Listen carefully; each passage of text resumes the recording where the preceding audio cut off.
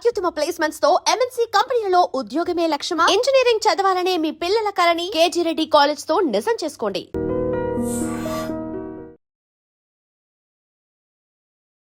గత 3 సంవత్సరాల నుంచి మనసంతా నువ్వే రిలీజ్ అవుద్ది అని చెప్పి ఫ్యాన్స్ అంతా ఎదురు చూస్తున్నారు. ఎందుకు గత 3 సంవత్సరాలుగా జరిగింది, ఈ సంవత్సరం మాత్రం అద్భుతం జరగబోతుంది? కారణం ఏంటి? సర్ప్రైజింగ్లీ ఈ సంవత్సరం ప్రైమ్ షో అని మన హనుమాన్ ప్రొడ్యూసర్స్ నిరంజన్ రెడ్డి గారు, చైతన్య రెడ్డి గారు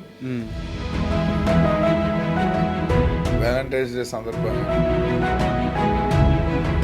మీకు అది మొదటి సినిమా. అప్పటికి ఉదయ్ కిరణ్ గారు, నువ్వు నేను ఈ 2 సినిమాలు చేసి ఉన్నారు. అసలు మీ ఇద్దరు ఆ కొలాబరేషన్ ఎలా జరిగింది? మేము ఇద్దరం ఫస్ట్ కలిసింది చిత్రం రిలీజ్ రోజు మార్నింగ్ షో. నేను కొంచెం లేట్గా వెళ్ళాను, సీట్లు ఎత్తుకోని టైం వేస్ట్ చేయటం కానీ అలా వెళ్ళి బాల్కనీలో సీట్లకి మధ్యలో స్టెప్స్ మీద కూర్చుని అక్కడ చాలా మంది కూర్చుని ఉన్నారు. ఇంటర్వెల్లో చూస్తే నా పక్కన కూర్చున్నది ఉదయ్ కిరణ్. క్లైమాక్స్లో సముద్రం దగ్గర ఉదయ్ కిరణ్ ఏడుస్తూ ఉంటాడు. అవును, సునీల్ ఉదయ్ కిరణ్ దగ్గరికి వచ్చి, ఒక్కోసారి వర్షం కూడా మనకు మేలు చేస్తుందిరా, కన్నిటిని కనిపించకుండా చేస్తుందన్నప్పుడు ఆయన బ్లోఅవుట్ అయిపోతాడు. అప్పుడు సో ఆ రోజు షూటింగ్ అప్పుడు అది ఎలా జరిగింది? ఆ డైలాగ్ చెప్పినప్పుడే నాకు డైరెక్టర్గా అడ్వాన్స్ ఇచ్చారు. అవునా? మీరు ఉదయ్ కిరణ్ గారు ఒక హోటల్లో ఉంటే ఆ హోటల్ స్టాఫ్ కానీ, పోలీసులు కానీ, మీరు పెట్టుకున్న మనుషులు కానీ ఎవ్వరూ ఆ జనాల్ని ఆపలేక వైజాగ్లో ఉదయ్ కిరణ్ దాచిపెట్టేయాల్సి వచ్చిందంట. దాచి కిచెన్ లో నుంచి మారుతి కారు, మా పెద్దనాన్న గారు మారుతి కారులో ఎంతమంది వచ్చేసారు? 1,00,000 మంది ఉంటారు.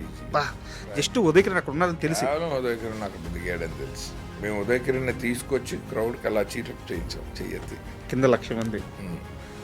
గూస్ వస్తుంది సార్ మీరు చెప్తుంటే. శ్రీరామ్ విషయానికి వస్తే కూడా సినిమా చాలా బాగుంటుంది, బట్ రావాల్సినంత సక్సెస్ రాలేదేమో Sriram. I was so disappointed. 24 sheet తీసింది అది కాదు కదా. నేనే డిసప్పాయింట్ అయిపోయానంటే సినిమా అని. ఉదయ్ కిరణ్ గారు చనిపోయారు అనే విషయం మీద ఆ పెయిన్ ఎలా భరించారు, ఎలా రిసీవ్ చేసుకున్నారు? బేసిక్గా నాకు పెయిన్ కంటే కోపం ఎక్కువ. I hate suicidal tendencies. ఎంత దీనమైన స్థితిలో ఉన్నా ఏదైనా సరే మన జీవితం కంటే ఏది గొప్పది కాదు. I hate him for ever, for the rest of my life, for only this act. Chiranjeevi గారు మనశంకర వరప్రసాద్ గారు సినిమా సక్సెస్తో మీట్లో స్టేజ్ మీద మాట్లాడుతూ, ఇండస్ట్రీ అనేది అద్దం లాంటిది, మనం ఇక్కడ ఏమిస్తే మనకు అదే కనిపిస్తుంది, ఇక్కడ ట్రాప్ చేయడము ఇంకోటి చేయడము ఉండదు అని చెప్పి చిరంజీవి గారు ఒక స్టేట్మెంట్ పాస్ చేశారు. సింగర్ చిన్మయ్య గారు ఆపోజిట్గా రియాక్ట్ అవుతూ తన స్టేట్మెంట్ తను పాస్ చేశారు. మీరు కూడా ఒక స్టేట్మెంట్ పాస్ చేశారు. ఎవడైనా కొంచెం మంచి చేద్దామని రాగానే కాలర్ పట్టుకున్నాం.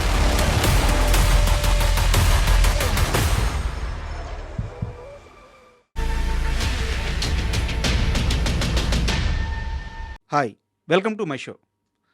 గత 3 సంవత్సరాల నుంచి Feb 14th అంటే లవర్స్ డే ఎప్పుడు వచ్చినా సరే ఒక సినిమా రిలీజ్ అవుతుంది అంటూ వినిపిస్తూనే ఉంది, కానీ ఆ సినిమా రిలీజ్ అవ్వలేదు. ఆ సినిమా ఏదో కాదు, మనసంతా నువ్వే. అయితే అందరి అంచనాలను నిజం చేస్తూ ఈ Feb 14th మనసంతా నువ్వే సినిమా రిలీజ్ కాబోతుంది. ఆ సినిమా డైరెక్టర్ వీణ ఆదిత్య గారు ఈరోజు మనతో పాటు స్టూడియోలో ఉన్నారు. ఆయన అడిగి ఆ సినిమా విశేషాలు, అలాగే ఆయన సినీ కెరీర్ విశేషాలు అన్నీ తెలుసుకుందాం. హాయ్ సార్, నమస్తే. నమస్తే అండి, థ్యాంక్ యూ. సార్, కొన్ని సినిమాలు అంటే నేను రైటర్ అయిన కొత్తల్లో అజరామరం అనే ఒక పదం నాకు తెలిసింది, ఎక్కడ చదువుకుంటానో అట్లా. అంటే ఎప్పటికీ చిరంజీవి కొన్ని అంటే ఎప్పటికీ మర్చిపోలేము. కొన్ని సినిమాలు ఆ లిస్టులో ఉంటాయి, అయితే ఆ లిస్టు చాలా చిన్నదిగా ఉంటుంది, ఎప్పటికీ ఆ సినిమాలు మర్చిపోలేము. తెలుగు సినిమా చరిత్రలో మనసంతా నువ్వే స్థానం కూడా అటువంటిదే. థ్యాంక్ యూ సో మచ్ అండి, I'm blessed sir. Thank you.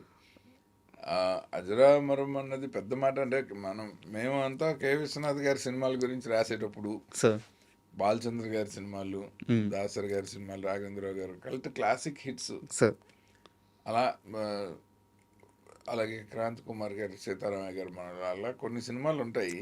మాతృదేవో భవ సార్, అలాంటి ఒక కల్ట్ క్లాసిక్ లిస్ట్లో నేను చేసిన ఫస్ట్ సినిమా ఉంటుంది అన్నది నాకు తీసేటప్పుడు తెలియదు. అయ్యాక ప్రేక్షకుల ఆదరణను బట్టి దాని రేంజ్.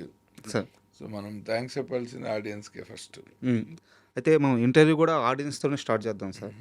గత 3 సంవత్సరాల నుంచి 'మనసంతా నువ్వే' రీ రిలీజ్ అవుద్ది అని చెప్పి ఫ్యాన్స్ అంతా ఎదురు చూస్తున్నారు. ఆడియన్స్ అంతా ఎదురు చూస్తూ ఉన్నారు.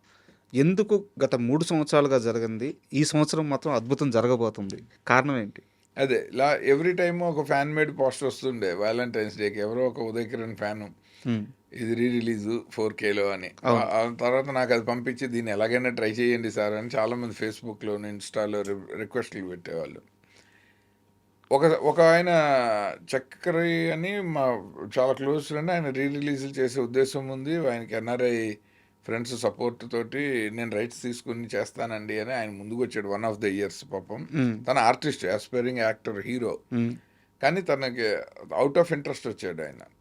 వస్తే ప్రిపేర్ అయ్యాము, ఎంఎస్ రాజు గారి దగ్గర పంపించాము. కానీ అన్ఫార్చునేట్లీ ఒరిజినల్ ప్రొడ్యూసర్ ఎంఎస్ రాజు గారు, సుమంత్ ఆర్ట్ ప్రొడక్షన్స్, ఆయన దగ్గర లేవు రైట్స్. అదేంటి? అంటే ప్రొడ్యూసర్ ఇష్టం, అమ్మేయచ్చు. ఓకే, అవుట్రేటెడ్ అమ్మేశాడు. రీ రిలీజ్ అంటే అవుట్ రైట్ ఎప్పుడు చాలా మందికి రకరకాలుగా అమ్మేశారు, విడిగా అమ్మారు, కలిపి అమ్మారు తెలియదు. బట్ ఆయన దగ్గర అసలు ఒక్క రైట్ కూడా లేదు ఇప్పుడు. సో ఎంఎస్ రాజు గారి దగ్గర రైట్స్ లేకపోతే ఆయన ఎవరికి అమ్మారు అనేది వాళ్ళకి ట్రాక్ చేసి వాళ్ళని అప్రోచ్ అయ్యాం.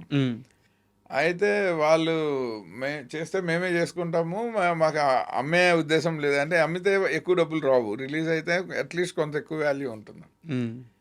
సర్ప్రైజింగ్లీ ఈ సంవత్సరం ప్రైమ్ షో అని మన హనుమాన్ ప్రొడ్యూసర్స్ నిరంజన్ రెడ్డి గారు, చైతన్య రెడ్డి గారు, వాళ్ళు శ్రీమాత క్రియేషన్స్ అని రవికాంత్ రెడ్డి గారు, రఘురామ్ రెడ్డి గారితో కలిసి వాళ్ళు రిలీజ్. నేను షాక్ అయ్యా, అరే such a big producers and I fell so happy. నేను ఇప్పుడు ఇక్కడికి వచ్చాక, మన స్టూడియోకి వచ్చాకే చైతన్య రెడ్డి గారికి థ్యాంక్స్ చెప్తూ మెసేజ్ పెట్టా, thanks for releasing my first film. అయితే వీళ్ళల్లో రఘురామ్ రెడ్డి గారు నన్ను కలిశారు. కలిసేటప్పుడు కూడా ఆయన నాకు పరిచయం లేదు కాబట్టి న్యాచురలీ లాస్ట్ టైం లాగా ఎవరో అప్రోచ్ అవుతున్నారు నన్ను to ask for the rights అనుకున్నా. కానీ నాకు ఇన్ఫర్మేషన్ ఇవ్వడానికి కలుస్తున్నామని తెలీదు. సరే ఆర్పి పట్నాయక్ గారిని కూడా రమ్మన్నా. ఆయన ఎందుకంటే ఆయనతోనూ టచ్లోకి వెళ్ళారు, నాతోనూ వెళ్ళారు. అయితే ఇద్దరం కలిసేద్దామని చెప్పి when we met for the first time ఆయన ప్లాన్ చెప్పారు. మేము ఇలా ప్రసాద్స్లో 4K చేస్తున్నాము, మీరు కాపీ రెడీ అవ్వగానే మీరు ఒకసారి పిక్చర్ చెక్ చేసుకోండి క్వాలిటీ, తర్వాత సౌండ్తో కలిపి మనం క్యూబ్లో సౌండ్ ఉంది, DTS stereo mix DTS. So మనము అక్కడి నుంచి పిక్చర్ సౌండ్ కలిపి మనం అలాగూ సెన్సార్ చేయాల్సిన నెసిటీ లేదు, కత్తిరింపులు ఎడిషన్స్ డిలిషన్స్ ఏమీ లేవు, నెసిటీ లేదు. సినిమా క్రిస్ప్గా ఉంది, యాజ్ ఇట్ ఈస్ బాగుంది కాబట్టి అలాగే రిలీజ్ చేస్తున్నాము. సో సెన్సార్ పనులు ఏం లేవు, మీరు ఒకసారి ప్రింట్ చూద్దురు కానీ అన్నారు. ప్రసాద్ ల్యాబ్లో నాకు డిఐ డిపార్ట్మెంట్లో ఫస్ట్ రీల్ చూపించారు, కరెక్షన్స్ చెప్పాను. మళ్ళీ వాళ్ళు చాలా శ్రద్ధగా బాగా చేశారు ప్రసాద్ ల్యాబ్ వాళ్ళు. ఆ 4K కన్వర్షన్లో సినిమా ఇంకా బాగుండింది. ఓకే. సో ఇలా ఇప్పుడు కాన్ఫిడెన్స్ వచ్చింది. ఆ తర్వాత బుక్ మై షోలో ఒక్కొక్క థియేటర్ పెట్టుకుంటూ వెళ్తున్నారు. ఇంకా రేపు ఎల్లుండో మొత్తం మన మల్టీప్లెక్స్ కూడా ఫిల్ అయిపోతాయండి, అన్నీ సెటిల్ అవుతాయి షోస్ అన్నీ. ఎన్ని థియేటర్ హైదరాబాద్ మ్యాక్సిమం 40 పైన ఉన్నట్టున్నాయి. సో కొంచెం గ్రాండ్ రిలీజ్ లాగే చేస్తున్నారు. పైగా 1 డే రిలీజ్ ఏమో వ్యాలంటైన్స్ డే సందర్భంగా అనుకున్నా, కాదు 1 వీక్ అండి ఇది.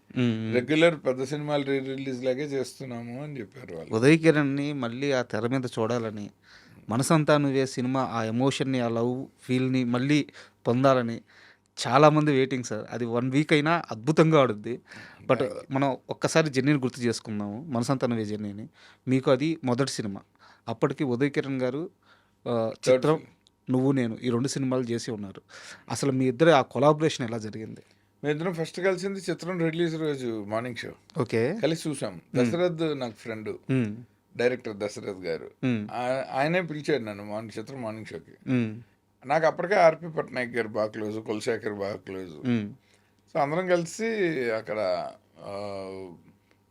నల్గొండ క్రాస్ రోడ్స్లో ఒక పెద్ద థియేటర్లో, నేను కొంచెం లేట్గా వెళ్ళాను, ట్రాఫిక్లో వెళ్ళేసరికి సినిమా కొంచెం స్టార్ట్ అయింది బిగినింగ్.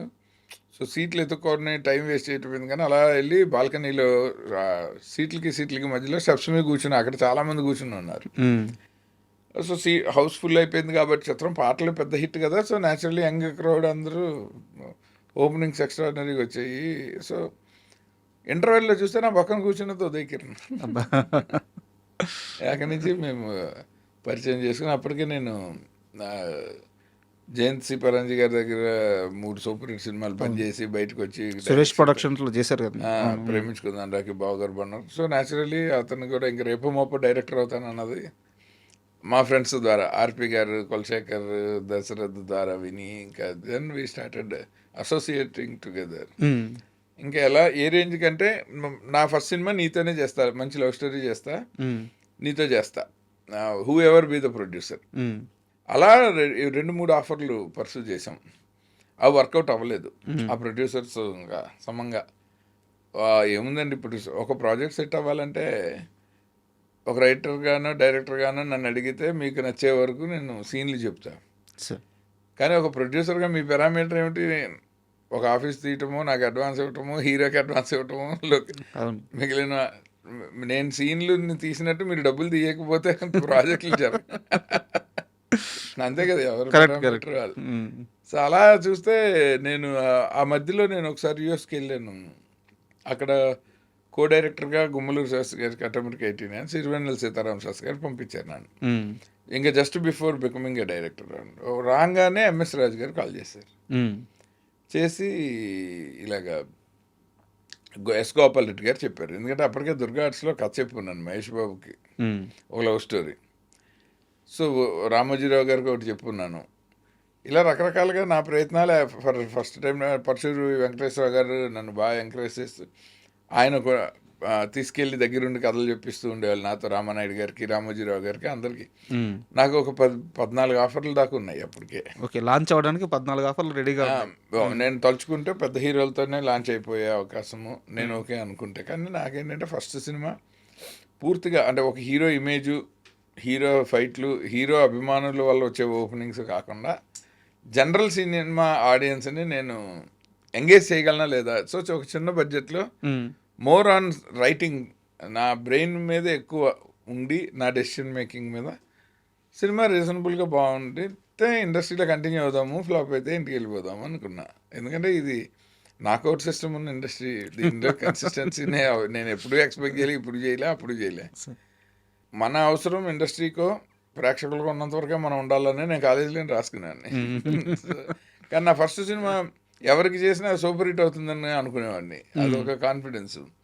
ఎందుకంటే అప్పటికి నా ట్రైనింగ్ అలాంటిది. సంగీతం శ్రీనివాసరావు గారి దగ్గర నుంచి గారు, కేఎస్ మదన్ గారు, సో చాలా స్ట్రాంగ్ ట్రైనింగ్. పరశుర్ బ్రదర్స్, సత్యానంద్ గారు, జంజాల గారు, రావుకొండలరావు గారు నన్ను తీసుకొచ్చింది. సో ఆయనతో అసోసియేషన్, ఇలాగా అద్భుతమైన గురువుల పరంపరలో నుంచి వచ్చాను నేను. అందులో ఫస్ట్ మెంటారే సంగీతం శ్రీనివాసరావు గారు అంటే అసలు ఇంకా అంతే కదా, ఆయన ఒక ఎన్సైక్లోపీడియా. అలా సో న్యాచురల్లీ నాకు కాన్ఫిడెన్స్ ఉండే. విజయవాడ నుంచి హైదరాబాద్ 262 కిలోమీటర్లు అని మైల్ రాయి ఎంత ఫిక్స్డ్, నా ఫస్ట్ సినిమా సూపర్ హిట్ అని అంత ఫిక్స్డ్ అంటుండే నా అందరితో. సో నేను అక్కడి నుంచి వచ్చా కాబట్టి విజయవాడ. సో అలాంటి కాన్ఫిడెన్స్లో సినిమా ఆడుతూ పడుతూ చేసేసాం. మనసంతో ఎంఎస్ రాజు గారు అడగటం, కూర్చుని we started developing the story. అప్పటికి నా దగ్గర ఉన్న కథలేమి ఆయన విన్నన్నారు. ఆయన పూర్తిగా ఏం కథ చెప్పలేదు, ఎందుకంటే లవ్ స్టోరీ ఆయనకు కూడా కొత్త. ఆయన అప్పటికే దేవీపుత్రుడు, దేవి అన్ని డిఫరెంట్ జానర్లో చేస్తూ ఉండే. సరే అని ఇంకా పరచూరి బ్రదర్స్ మా గురువు గారు వెంకటేశ్వరరావు గారితో కూర్చుని మేము కలిసికట్టుగా చేసాం. ఎంఎస్ రాజు గారికి కూడా కంట్రిబ్యూట్ చేశారు. బట్ కథ ఆయన పేరు పడుతుంది కదా, అందుకనే. అంటే ఓవరాల్ ఎవరు చేసినా ప్రొడ్యూసర్ కథ తప్పులేదు. ముల్లపూడి వెంకటరమణ గారు అన్ని సినిమాలకి కథా నిర్మాత. సో ఎంఎస్ రాజు గారు కూడా కథా నిర్మాత. ఎందుకంటే ఆయన కంట్రిబ్యూషన్ ఉంది, ఆయన క్రియేటివ్ కంట్రిబ్యూషన్ ఉంది. పరచూరి బ్రదర్స్ స్క్రీన్ ప్లే, మాటలు, నాకు డైరెక్షన్ చాలు. It speaks a lot. నా కోరిక అదే కాబట్టి అందరం కలిసి పనిచేసాము. పరచూరి బ్రదర్స్ దగ్గర వీరు పొట్ల గారు అసిస్టెంట్గా చేశారు, తర్వాత డైరెక్టర్. నా దగ్గర శంకర్ కే మార్తాండ్ అని, మార్తాండ్ కే వెంకటేష్ గారి తమ్ముడు, పెద్ద ఎడిటర్ మార్తాండ్ గారి అబ్బాయి, రెండో అబ్బాయి, తను కో డైరెక్టర్. శ్రవణ్ అని ఇంకొక ఆయన అసోసియేట్గా చేశాడు. సో మేమందరం స్టోరీ డెవలపింగ్లో ఉన్నాము. ఇది కాకుండా రాజసింహ అని ఒక రైటరు మాతో కలిసి ట్రావెల్ చేయకుండా మొత్తం మా 1 లైన్ ఆర్డర్లో ఆ లొకేషన్లు ఇచ్చి ఈ లొకేషన్లో ఎన్ని జోకులు ఉండొచ్చు అనే తను డిఫరెంట్ డిఫరెంట్ జోకులు రాస్తే జోక్కి ఇంత డబ్బులు అని మాట్లాడి ఓకే. వాడితే ఓకే. అలా లొకేషన్ని బట్టి సునీల్ క్యారెక్టర్కి వాటిని తగిలించుకుంటూ వచ్చాం. Oh so it was a well knit. అంటే మీరు దాన్ని ఆ ప్రాసెస్ని మనం ఇప్పుడు రిపీట్ చేయాలంటే చేయగలమో లేదో తెలియదు కానీ but I enjoyed that process of working. అంటే నాకు స్క్రిప్ట్ షేప్ అప్ అవుతూ అది సినిమా కింద కన్వర్ట్ అవుతూ ఎడిటింగ్ రూమ్లో మేము బాగా కాన్ఫ్లిక్ట్స్, అంటే నాకు ఎంఎస్ రాజు గారికి కాన్ఫ్లిక్టింగ్ ఇన్సిడెంట్స్ కూడా ఉన్నాయి. లైక్ ఇంటర్వెల్ సీను చందనాలు అక్కడ బట్టల షాప్లో చేయకూడదు, లైబ్రరీలో చేయాలని ఆయన. సో అలా తూనీగా పాట ఎవరు చూస్తారు. ఆ రోజేనా మీరు షూటింగ్ వదిలిపెట్టి వెళ్ళిపోయింది? అదే ఆ రోజే చాలా ఇంటర్వ్యూలు చెప్పుంటా. సో అలాంటి ఇన్సిడెంట్లు కూడా దాటి స్టామ్స్ అవి యాక్చువల్లీ అట్టుకుని వచ్చాం. సో ఫైనల్లీ సిరివెన్నెల సీతారాం శాస్త్రి గారు సింగిల్ కార్డ్ రాయటము, ఆర్పి పట్నాయక్ గారు ఎక్స్ట్రాడినరీ మ్యూజిక్, సుచిత్ర చంద్రబోస్ గారు కొరియోగ్రఫీ, అండ్ ఆర్టిస్టులు అఫ్ కోర్స్ మీకు తెలుసు తెర మీద ఉన్న వాళ్ళందరూ అసలు మామూలు వాళ్ళు కాదు. చంద్రమోహన్ గారు, సుధా గారు, వీళ్ళు చెల్లెలు చేసిన శిరీష గారు, అవును. అలా పిల్లలు ఆనందవర్ధన్ అండ్ సుహాని చాలా ఎంజాయ్ చేశా. సినిమా రిలీజ్ అయిన తర్వాత సూపర్ సక్సెస్. అంటే ఉదయ్ కిరణ్ గారికి వరుసగా 3వ హిట్, బట్ పెద్ద హిట్. మీకు ఫస్ట్ మూవీ పెద్ద సక్సెస్. సో మీ మీ అందరి ఆనందం ఎలా ఉండేది? ఉదయ్ కిరణ్ గారు ఎలా? అందరం విజయాల్లో మనిషి చూసాం మొత్తం ఫ్రెండ్స్ అందరం కలిసి చూసినప్పుడు. ఉదయ్ కిరణ్కి 2 దగ్గరలు డౌటు, జనం మోసేస్తారని. ఒకటి మంగళహారతి పాట పాడటం పెద్ద మనిషి ఫంక్షన్లో, ఓ అని అరిస్తే ఏంటి పరిస్థితి. 2 సేమ్ సందర్భంలో నువ్వు నేనులో మీ పెద్దలు ఉన్నారే డైలాగ్ వచ్చినప్పుడు అదే, అంటే బిఫోర్ క్లైమాక్స్ ఒక ఇంపార్టెంట్ ఎమోషన్లో ఇది నవ్వేయటం జనాలు థియేటర్లో. సో అలాంటి సందర్భంలోనే అదే ప్లేస్లో మీ పెద్ద చిన్నప్పుడే నిన్ను రాయిపెట్టి కొడదాం అనుకున్నాను, మా అమ్మ అడ్డు వచ్చింది, ఇప్పుడు కొడదాం అనుకున్నా మా చెల్లి అడ్డు వచ్చిందని చెప్పటం.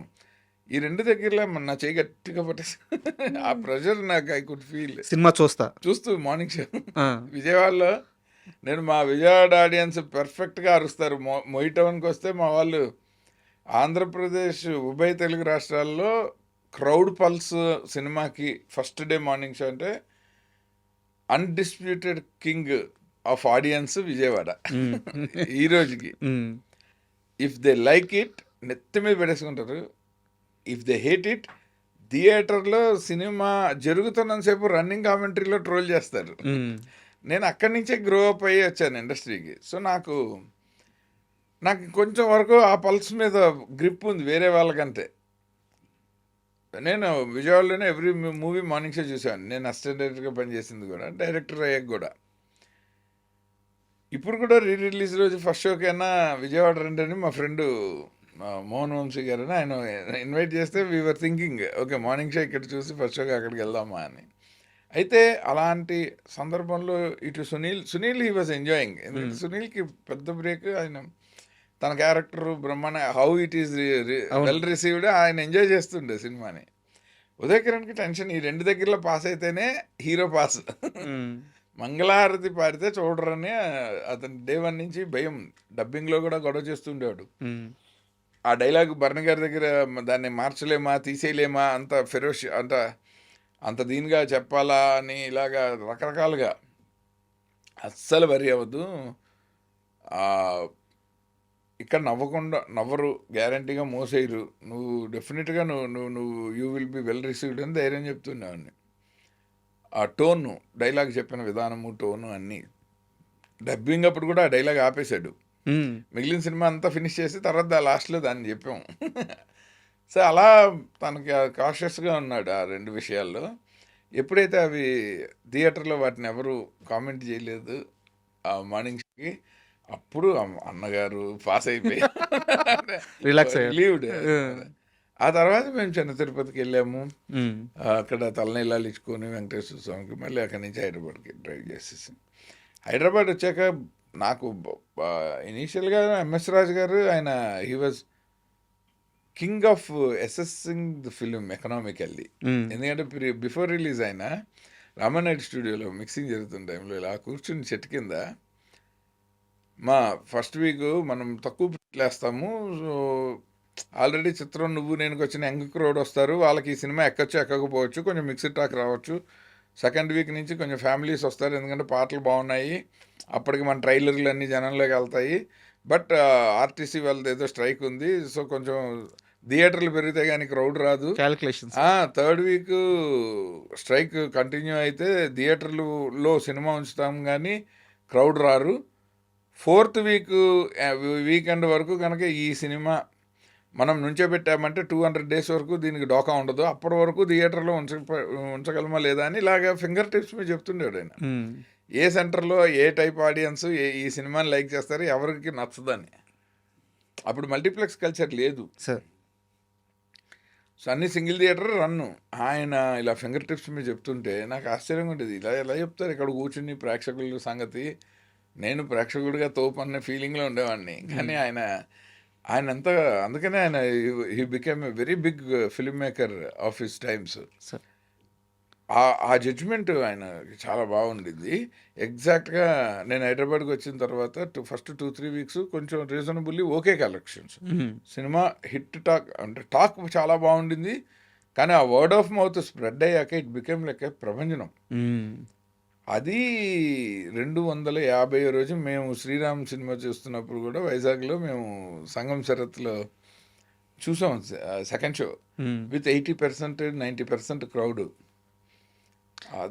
అది చాలా బాగా ఎంజాయ్ చేసాం. అంటే మనసంతా జర్నీ మేము త్రూ అవుట్ బాగా ఎంజాయ్ చేసాం. అండ్ ఇక్కడ సినిమా రిలీజ్ అప్పుడు కూడా, అంటే ఇది నేను కరెక్టో కాదో మీరు చెప్పాలి, నాకు చూచాయిగా తెలుసు, సినిమాని రిలీజ్ చేసేటప్పుడు పూర్తిగా అమ్మేద్దామా సొంతగా రిలీజ్ చేద్దామా అని చెప్పి ఎంఎస్ రాజు గారు తస్పట ఇస్తున్నారు. అంటే సిరివెన్నెల గారో పరుచూరి బ్రదర్స్ ఎవరో నాకు తెలియదు, వాళ్ళిద్దరిలో ఎవరో కళ్ళు మూసుకొని డైరెక్ట్ రిలీజ్ చేసుకో, సినిమా బిగ్గెస్ట్ హిట్ కాబోతుందని చెప్పారంట. మేము అందరం చెప్పాం, అందరూ చెప్పారు. We were confident. నా లాజిక్ ఏంటంటే 1.5 కోటి లోపు తీసిన సినిమా ఒక 3.5 4 అవుట్ రేట్ చేస్తాము, వాళ్ళు ఇంకొక 1 ఎక్స్పెక్ట్ చేస్తారు కదా, ఆ 1 మీకే వస్తుంది కదా అనేవాళ్ళం.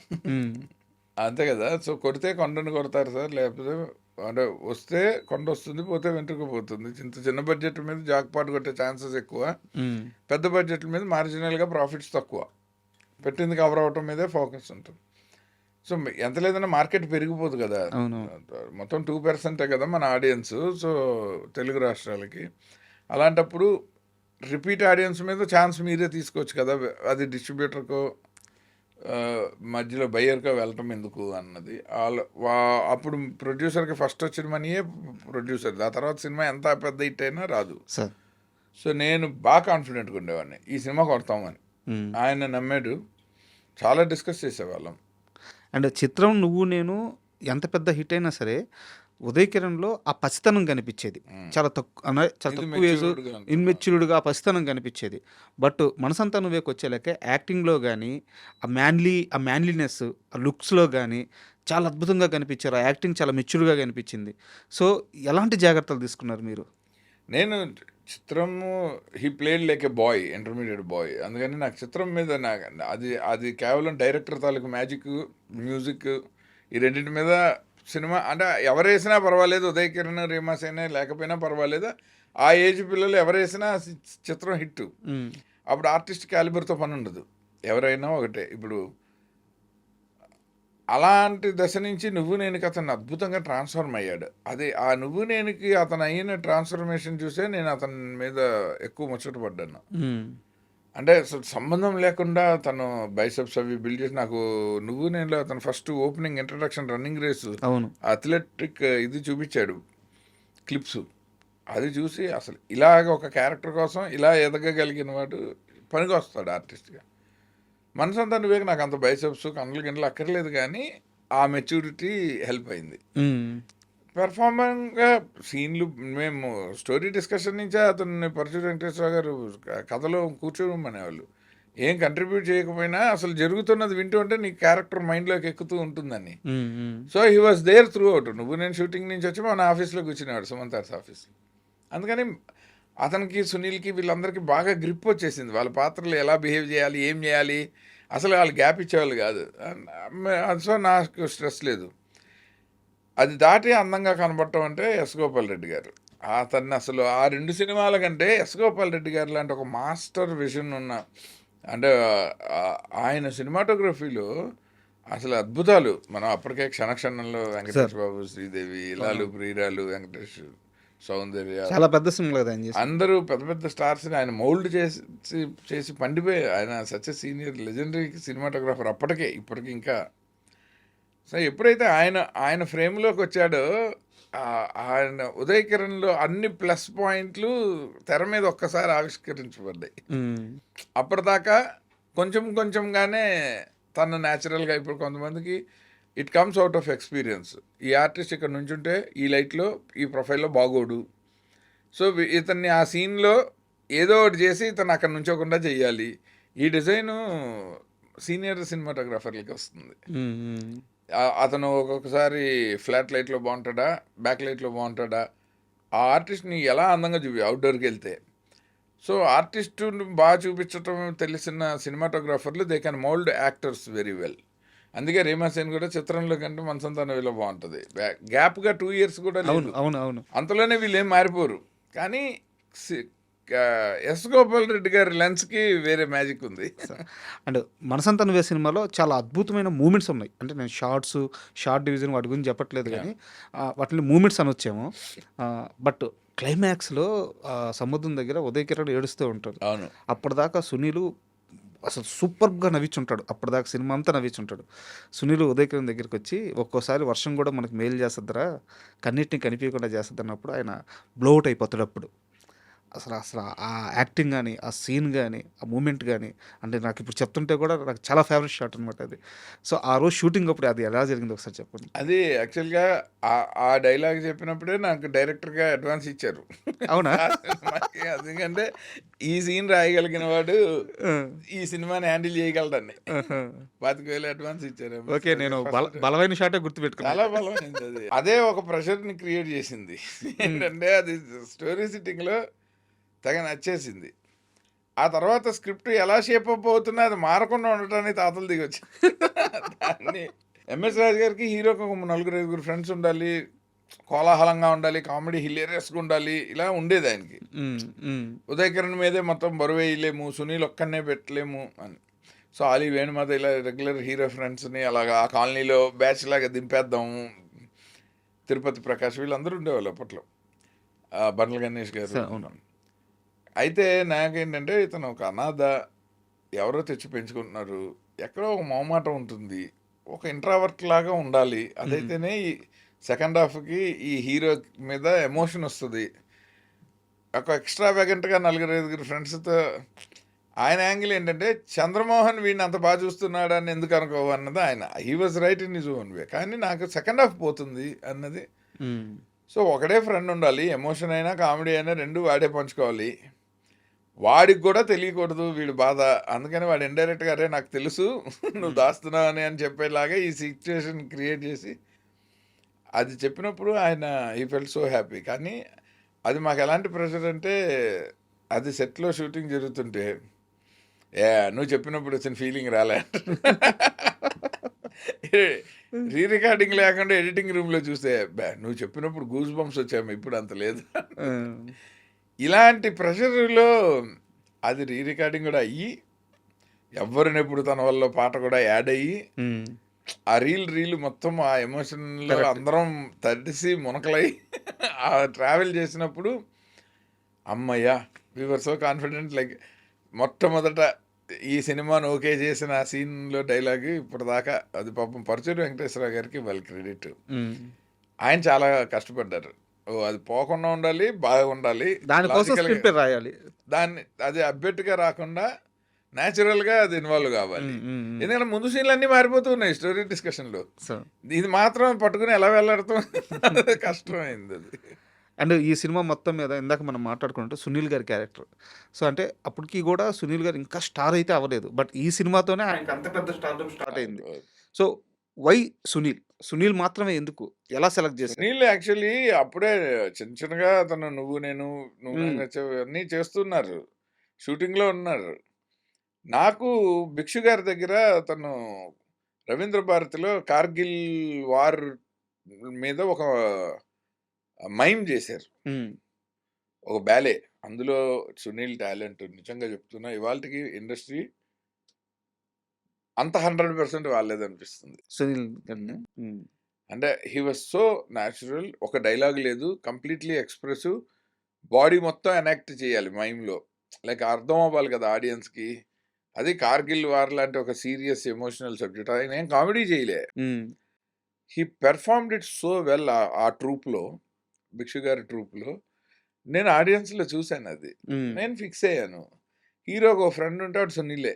ఈ ఏజ్ హీరోలకి అతను రైట్ ఏజ్ అప్పుడు. హ్మ్. హ్మ్. ఉదయకిరణ్ ఏజ్కి ఒక కొత్తగా ఒక ఫ్రెండ్ అవును. ఉండాలంటే అన్డౌటెడ్లీ ఇట్ వాస్ సునీల్. మీరు ఎందుకంటే ఇందాక చెప్పిన వేణుమాధవ్ లిస్ట్ గారు, అలీ ఆ గారు లిస్ట్ వీళ్ళందరూ పెద్ద అయిపోద్ది. senior అవును, పెద్ద పెద్దవాళ్ళు. అయిపోద్ది. వాళ్ళు అప్పటికే చిరంజీవి గారి దగ్గర నుంచి పవన్ కళ్యాణ్ గారు బిగినింగ్ ఏజ్ వరకు మహేష్ బాబు వరకు వాళ్ళే ఫ్రెండ్స్. హ్మ్. హ్మ్. ఆ మొనాటిని బ్రేక్ చేయాలనుకునేవాడిని, just to add freshness to the film. Sunil చిన్న చిన్న క్యారెక్టర్లో కామెడీ చేస్తున్నారు కానీ ఫుల్ లెంగ్త్గా అసలు ఒక కమెడియన్ లాగా ఒక అవును. కరెక్ట్. స్టాంప్ పడేలాగా లేదు అని. దెన్ ఆయన పెట్టాలన్నది బాగా గట్టి ఫైట్ చేసింది. బ్యాక్ డ్రాప్‌లో మీకు సునీలు, త్రివిక్రమ్ గారు ఫ్రెండ్స్ కాదా? అవును, అందుకనే అది ఆ ఫ్రెండ్షిప్లోనే. అది బట్ దాచేస్తున్నారు. త్రివిక్రమ్ గారు ఎప్పుడు అంటే ఎప్పుడు చెప్పలే సునీల్కి మీ సినిమాలో చూడండి, అలా ఎప్పుడు డిస్కషనే రాలే. హ్మ్. ఇన్ఫాక్ట్ నేను సునీల్ని బతిమలాడుతుండేవాడిని, ఈ నా సినిమా వచ్చినప్పుడు వేరే ఏ వచ్చినా వదిలేయండి, హ్మ్. మీ డేట్ లేదని ఒక కారణంతో నేను ఒక సీన్ షూటింగ్ చేయలేకపోతే నేను అనుకున్న క్యారెక్టర్ నేను మీకు ఇవ్వలేను. హ్మ్. హ్మ్.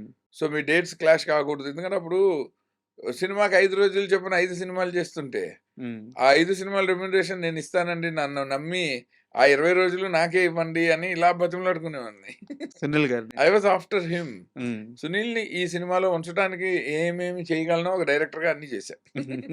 అది చాలా పెద్ద ప్లస్ అయింది. అది ఆయనకి, సినిమాకి, నాకు అందరికీ ప్లస్ అయింది. వి వర్ లైక్ సూపర్ హ్యాపీ. అందుకే ఇవాళకి మా రిలేషన్షిప్ అంత హెల్తీగా, ఆర్గానిక్గా ఉండింది. అండ్ రీమా సేన్ గారి అంటే ఒక హీరోయిన్ తెలుగు సినిమాల్లో యాక్ట్ చేసే హీరోయిన్ ఒక డ్రీమ్ రోల్ అనుకోవచ్చు. అందరికీ దక్కే అవకాశం కదా! అలాంటి ఒక క్యారెక్టర్. సో రిలీజ్ అయినాక ఆమె ఎలా ఫీల్ అయింది? ఆమె నిజంగానే మీరన్నట్టు డ్రీమ్ రోల్ అన్నది ముందు గెస్ చేసేలాగా ఉండదు కదా సినిమా మేకింగ్‌లో. రీమాకి తెలీదు, నాకు తెలీదు ఆ క్యారెక్టర్. మీకు కూడా తెలీదా? ఎవరికీ తెలీదు. మేకర్స్‌గా మనకి ఎప్పుడూ తెలీదు. అన్‌లెస్ ఆడియన్స్‌లో నుంచి రిజల్ట్ వస్తే తప్ప ఇండస్ట్రీలో ఎవ్వరికీ తెలీదు. హ్మ్. ఎడిటింగ్ రూమ్‌లో చూసి ఈ అమ్మాయి ఈ ఇక్కడ కొడుతుందని. ఎందుకంటే ఓ పక్క నుంచి 'మనోహర' పాట రిలీజ్ అయిపోయింది. అందులో రీమా ఒకలా ఉంటుంది. ఆల్రెడీ చిత్రంలో 'ఏకాంత వేళ'. సో ఇప్పుడు ఆ అమ్మాయి మీద ఎక్స్‌పెక్టేషన్‌లు మన సినిమాలో ఉండవు. హ్మ్. అలాంటి ఒక పాట లేదు. సో మనం భయంగానే చేసాం. ఒక సాఫ్ట్ సోబర్ క్యారెక్టరు. అవును. Girl next door. పద్ధతిగా చుడీదార్‌లు అవి యేసుకొని ఇక అసలు ఎక్కడా ఒక గ్లామరస్ యాంగిలే టచ్ చేయకుండా సినిమా చేయాలని అనుకున్నా. ఆ స్కిన్ షో లేదు. యంగ్ ఆడియన్స్‌కి వాళ్ళని అట్రాక్ట్ చేయడానికి రేమా సేన్ క్యారెక్టర్ నుంచి ఒక 'మనోహర' లాంటి సూపర్ హిట్ సాంగ్ లేదు. ఎక్స్‌క్లూజివ్‌గా ఆ అమ్మాయి మీదే ఫోకస్ చేయటానికి. Just she played one character in the film. అది ఎలా రిసీవ్ చేసుకుంటారో తెలీదు. అది మిస్‌ఫైర్ కూడా అవ్వచ్చు అనుకునేవాడిని. భయపడ్డారు.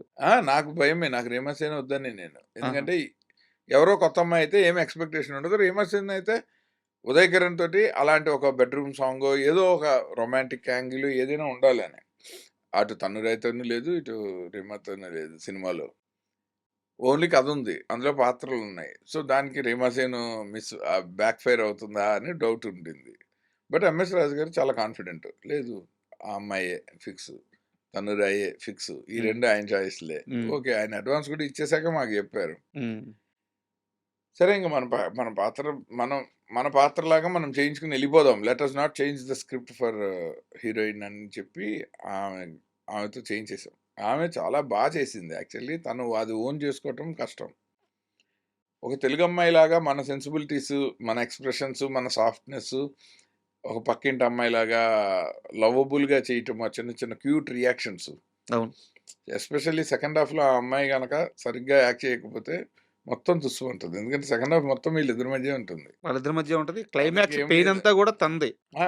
అంటే లాస్ట్ పీక్స్ సీన్ వచ్చేసి హాస్పిటల్‌లో. తను పరిగెత్తుకుంటూ బెడ్ దగ్గరికి రావాలి. సో, అక్కడ తను వచ్చే ఎమోషన్ గాని చాలా ఇంపార్టెంట్. కరెక్ట్ మీరు ఆ చెప్పింది. అమ్మాయి చాలా ఓన్ చేసుకుంది. కరెక్ట్. చేసుకొని బా చేసింది. అండ్ ఈ సినిమా మొత్తం మీద నాకు పెద్ద షాకింగ్ ఎలిమెంట్ ఏందంటే, తనికెళ్ళ వర్ణ గారి విలనిజం. హ్మ్. అంటే ఆయనకి ఎంత అప్పట్లో బా చేశారు. అవునవును. ఒక కోల్డ్ బ్లడెడ్ విలన్. అవును. అంటే చూడటానికి మంచి గవర్నమెంట్ ఆఫీసర్. చాలా పద్ధతిగా ఉంది. ఎందుకో 'తనికెళ్ళ భరణి' గారికంటే అంటే ఆయన అంతకుముందు 'సముద్రం' అయి చేసుండొచ్చు గానీ, బట్ ఇలాంటి ఒక క్యారెక్టరైజేషన్ అంతకుముందు చేయలేదాయన. ఎందుకు 'తనికెళ్ళ భరణి' గారిని ఎందుకు సెలెక్ట్ చేసుకున్నారు? అంటే అప్పటికి ఆయన ఇప్పుడు ఒక మంచి తండ్రి చంద్రమోహన్ గారైనప్పుడు ఈక్వల్లీ ఆపోజిట్ ఒక బ్యాడ్ తండ్రి అప్పుడుకున్న చాయిస్‌ల్లో నాకు 'ఆవుతి ప్రసాద్' గారు, 'తనికెళ్ళ భరణి' గారు హ్మ్. ఆ రోజుల్లో రైట్‌గా ఉన్న అంటే perfect choice for this character ఉండే. నాకేంటంటే 'ఆవుతి ప్రసాద్' గారు కనపడంగానే ఈయన విలను. హ్మ్. ఆయన్ని మంచివాడేమో అనిపించి చెడ్డవాడు అనిపించలేను స్క్రీన్ ప్లేలో. హ్మ్. ఆ ఎడ్జ్ 'తనికెళ్ళ భరణి' గారి మీద ఉంది. ఈయన 2 రకాలు ఈయన క్యారెక్టర్ ఆర్టిస్ట్‌గా పాపులర్. సో, అయితే మంచివాడవ్వచ్చు, లేదా చెడ్డవాడవ్వచ్చు. నా చాయిస్ ఉంటుంది. పైగా ఆయన పూర్తిగా చెడ్డవాడు గూడా కాదు. ఆయన హీరోని క్లైమాక్స్‌లో పొడిచినప్పుడు రే! అని చెప్పి ఈయన గూడా షాక్ అవుతాడు. అవును. ఆ తండ్రి అలా క్యారెక్టర్ పొడి గూడా చేసాడేంటి? అలా పొడిచేసాడు. నేను ఒక అమ్మాయిని తీసుకురమ్మన్నాను గానీ, అవును. నేను అంటే ఆయనకి హీరోని చంపాలన్న ఉద్దేశ్యం లేదు. ఆయన కూతురు జోలికి రాకపోతే చాలు. చాలా సో, అద్భుతంగా ప్లే చేసాడు క్యారెక్టర్ అవును. అది. ఆయన ఆయన ఆ ఎడ్జ్‌ని కరెక్ట్‌గా పట్టుకున్నాడు. హ్మ్. ఎందుకంటే నాకు ఆ సీన్ యాక్చువల్‌గా మొత్తం క్యారెక్టర్‌లో నాకు బాగా ఇష్టము. నేను చాలా ఎక్కువ తీసిన సీను. తర్వాత ఎడిటింగ్ రూమ్‌లో అంత లేదు గానీ, బాగా కెమెరా అలా పెట్టి వదిలేసిన సీను అది మెట్ల మీద కూర్చోవటం. కూతురుతో మాట్లాడేటప్పుడు హ్మ్. సెకండ్ హాఫ్‌లో. హ్మ్. ఆ సీన్ నాకు ఎక్కువ అంటే ఒక డైరెక్టర్‌గా బాగా మోజుపడిన సీన్‌లు ఉంటాయి కదా! అందులో ఇది. ఓకే. అది ఫస్ట్ షెడ్యూల్‌లోనే చేశాను. చేసినప్పుడు నాకు భరణ్ గారు చాలా రైట్‌గా అంటే right tone of the character perform చేశారాయన. అండ్ ఈ 'మనసంతా నువ్వే' సినిమా ఈ రీ రిలీజ్ ప్రాసెస్‌లో ఎక్కడైనా సరే 'ఆర్‌పి పట్నాయక్' గారు ఏమన్నా ఫీల్ అయ్యారా? అంటే ఎందుకు ఈ క్వెషన్ అడుగుతున్నానంటే 'మనసంతా నువ్వే' అనే సినిమాకి ఒక ప్రాణం మ్యూజిక్. అవునా? Definitely undoubtedly. ఇది ఆయన సినిమా. ఇది మీ సినిమా. ఆయన పాత్ర చాలా పెద్దది. పెద్దది. బాగా పెద్దది. అలాంటిది ఈ సినిమా రీ రిలీజ్ అవుతుంటే ఆయన ఎక్కడ బయట ప్రమోషన్స్‌లో కనిపించట్లేదు. లేదు ఆయన మంచిగా వీడియో చేసి ఇచ్చారు వెంటనే. ఫస్ట్ మీటింగ్ ఆయనతోనే. హ్మ్. అంటే మీకు ఈవెంట్ పెట్టుంటేనేమో న్యాచురల్లీ పెర్ఫార్మెన్స్ ఉండేది. స్టేజ్ మీద కనబడటము, పాటలన్నీ మళ్ళీ పెర్ఫార్మ్ చేయటము ఇలా correct. Event. Correct. But event లేదు. ఓన్లీ డిజిటల్ ప్రమోషన్‌లో ఎవరైనా ఎక్కడ కనబడతాము. ఇలా మనలాగా ఇంటర్వ్యూలు చేయమంటే ఆయన హి ఈజ్ రెడీ. ఆ టైటిల్ పడేటప్పుడు హ్మ్. నీ స్నేహం అవును. ఇక రాదు అని చిన్న 2 లైన్‌లే. అవును. అసల ఆ టైటిల్ పడుతున్నప్పుడు ఎంత ఫీల్ ఇస్తదంటే అసల మొత్తం సినిమా తాలూకు సోల్ ఆ నోట్స్‌లో ఉంది. హ్మ్. మనసంతా నువ్వే. అందుకే ఇప్పటికీ నేను ఎక్కడైనా ఆర్‌పి గారు స్టేజ్ మీద కనబడితే నేను అది ఒకసారి పాడించుకుని హ్మ్. వినకుండా దిగను స్టేజ్. అండ్ ఇంకో వ్యక్తి చాలా కీలకమైన వ్యక్తి సిరివెన్నెల సీతారామ శాస్త్రి గారు. అద్భుతమైన పాటలు రాశారు ఆయన. అంటే ఆయన ఒక పాటని ఎంత ప్రేమిస్తారంటే ఆయనకి నచ్చాలి ముందు పాట. అవును. ఆయనకి నచ్చందే పాట ఇవ్వడు. టైంకి ముందే ఇచ్చేసి నాకు డబ్బులొస్తాయి గదా! ఇలాంటి మెంటాలిటీ కాదు ఆయనది. ఇంత అద్భుతమైన కథ ఆయన దగ్గరికెళ్ళినప్పుడు ఈ పాటలు రాయడానికి ఆయన పడిన కష్టం ఎటువంటిది? ఆయన అసలు ఏం కష్టపడలే. ఆ! ఆయనకి ఏమి కష్టం. ఇప్పుడు పని వచ్చిన వాడికి కష్టమే ఉంటుంది. అంటే ఆ కష్టం కదా! ఎవరైనా శాస్త్రి గారిలా రాయాలనుకుంటే కష్టపడాలి ఆయన కానీ తనలో తను ఎంత మదన పడి ఈ పాటలు రాసాడు అని. ఆయన హాయిగా హ్మ్. రాత్రి పూటలు కూర్చుని అందరూ పడుకున్నాక లేచి ఆ! రాసి పొద్దున్నే లేపి వినిపించేసేవాళ్ళు. హ్మ్. కిటకిట తలుపుల పాట అయితే రికార్డింగ్ థియేటర్‌లో చిత్రగారు ఉండగా ఫస్ట్ పల్లవి పట్టుకెళ్ళి ఇచ్చాను. హ్మ్. ఆవిడ పల్లవి ప్రాక్టీస్ చేసి పాడేలోపు ఫస్ట్ చరణం పట్టుకెళ్ళి ఇచ్చాను. హ్మ్. అది అయ్యేలోపు సెకండ్ చరణం పట్టుకెళ్ళి ఇచ్చాను. ఆవిడ ఆ నైట్ అమెరికా వెళ్ళిపోతున్నారు. హ్మ్. నాకు ఫస్ట్ షూటింగ్ అదే. సో, అసలు రీవిజిట్ కూడా చేయలేదు మేము ఆయన ఏం రాశారని. తూనీగా అయితే 53 చరణాలు రాసి నీకు కావాల్సిన 2 చరణాలు తీసుకురా అన్నారు. 53 చరణాలా? ఆ! అన్నీ బాగున్నాయి. ఓ చరణంలోంచి 2 లైన్లు, ఇంకో చరణంలోంచి 2 లైన్ల కింద అలా నేను మొత్తం ఇప్పుడు సినిమాలో ఉన్న 8 లైన్లు 4 లైన్లు ఒక్కో చరణం కింద తీసుకున్నాను. నేను విజువల్‌గా ఏవి అయితే అరకులో చెప్పగలనో అవే తీసుకున్నా అంతే. అప్పుడు నా ప్రాధాన్యత షూటింగ్‌కి కంఫర్టబుల్‌గా ఉండాలి. హ్మ్.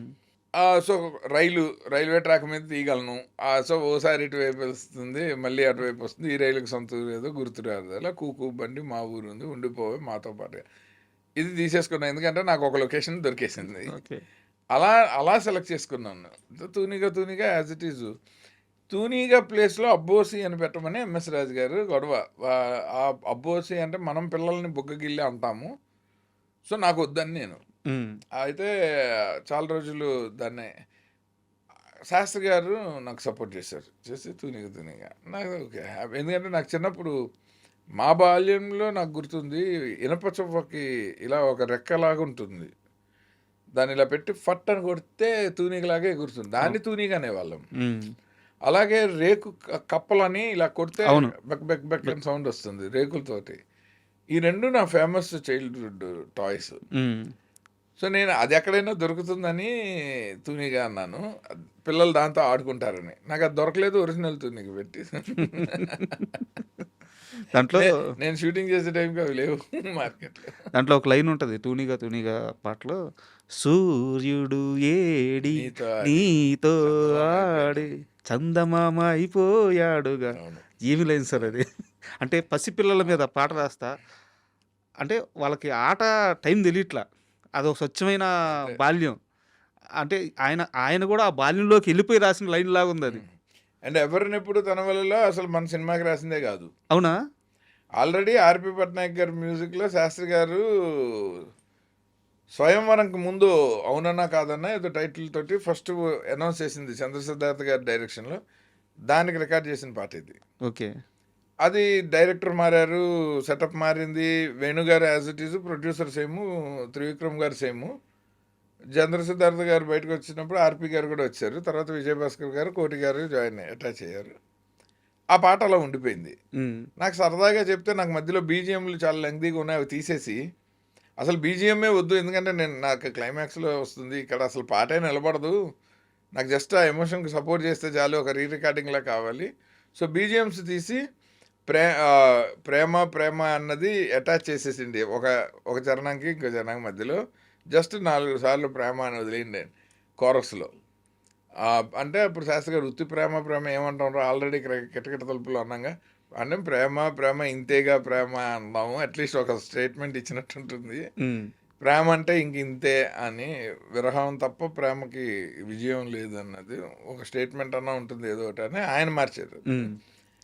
ఇది తప్ప అసలు ఆ పాట రాయలేదు. అదే యాజిటీస్ సాంగ్ అలా ఉండిపోయింది. ఎవరిని ఇప్పుడు తలవాళ్ళు కిటకిట తలుపులు అలా రాశారు, తూనికి ఇలా రాశారు. నేను హాయిగా వాళ్ళ ఇంట్లో కూర్చొని కంప్యూటర్లో క్రికెట్ ఆడుకుంటూ, ఆ! ESPN స్పోర్ట్స్లో క్రికెట్ ఆడుకుంటూ, కంప్యూటరైజ్డ్ క్రికెట్ మంచిగా 4లు 6లు కొడుతూ ఎంజాయ్ చేస్తుంటే ఆయన కూడా మధ్య మధ్యలో వచ్చి భలే ఆడావు అంటూ మా పిన్ని గారు పులిహార దద్దోజనం టిఫిన్లు ఉప్మాలు అవి చేసి పెడుతుంటే తిని పాటలు అయిపోయాయి. కష్టపడి రాయటాలు అది ఆయనకేం కష్టం అంటే సార్ అండ్ ఈ మొత్తం అంటే ఇంత అద్భుతమైన జర్నీ సినిమా రిలీజ్ అయిన తర్వాత కలెక్షన్స్ పరంగా ఎంఎస్ రాజు గారు మీతో ఏమన్నా షేర్ చేసుకున్నారు ఆ సక్సెస్ తర్వాత? మేము తర్వాత ఆట సినిమా కూడా చేశాక ఆహా, అంటే ఇమ్మీడియట్గా మనసం తనువే తర్వాత నేను బాగా తిరుగుతూ ఉన్నాను. తర్వాత నేను ఎంఎస్ రాజు గారు నేను రెగ్యులర్గా నేను కలుస్తున్నాను. కమర్షియల్ లెక్కలే అడుగుతున్నాను. కమర్షియల్ అది ఇంత వచ్చిందా ఈ సినిమా అలా అట్లా ఎప్పుడు ఇట్లా చేయలేదు. ఇంత నేను ఆనందంగా ఉంది.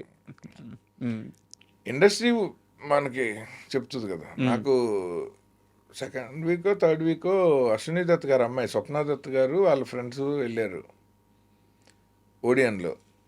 వెళ్ళే ముందు నాకు చెప్పారు, నేను టికెట్స్ చెప్పనా అంటే "అది లేదు మా మేనేజర్ చెప్పేశారు, ఊరికే నేను వెళ్తున్నానని చెప్దామని మీకు కాల్ చేశాను" అన్నారు. ఓ అయితే నేను వెయిట్ చేస్తాను, మీరు చూడంగానే కాల్ చేయండి అన్నాను. వాళ్ళు సినిమాల్లో పుట్టి పెరిగిన పిల్లలు కాబోయే ప్రొడ్యూసర్లు అన్నది అప్పటికే తెలుసు. సో న్యాచురల్గా ఒక సినిమాని వాళ్ళు ఎలా అసెస్ చేస్తారు, ఇది ఎంత హిట్ అయింది. షో అయ్యాక కాల్ రాలే. గంట అయింది, 2 గంటలైంది, 3 గంటలైంది. మధ్యలో నేనే చేశా. ఏమిటి వీళ్ళు అసలు వెళ్ళలేదా సినిమాకి, మొహమాట పడి మళ్ళీ ఏమైనా షెడ్యూల్ మారిందా, వాళ్ళకి ఏదైనా పని ఉండి ఫ్రెండ్స్ తోటి, లేకపోతే సినిమా నచ్చలేదా, 2 ఆప్షన్. అంతే కదా. వెళ్ళేటప్పుడు అసలు నాకు తెలియకుండానే ఫోన్ చేసి మరీ వెళ్తున్నాం అని చెప్పిన వాళ్ళు అవును. చేశాక ఏదో ఒకటి చెప్పాలి కదా. సో బాగాలేదని చెప్పలేక మొహమాట పడి అనుకుంటున్నా. నేను చేశాను. ఒక 2 గంటల తర్వాత చేస్తే కానీ కాల్ యూ బ్యాక్ అని పెట్టేశారు. ఏదైనా మీటింగ్లో ఉన్నారు. మళ్ళీ ఇంకో గంట రాత్రి 9:30 10 ఎంతో అయింది. ఇంకా పడుకునే ముందు ఫోన్ వచ్చింది. తీసి ఏంటండి అంటే, ఇప్పటిదాకా ఏడుస్తూ ఉన్నాను మీ క్లైమాక్స్కి.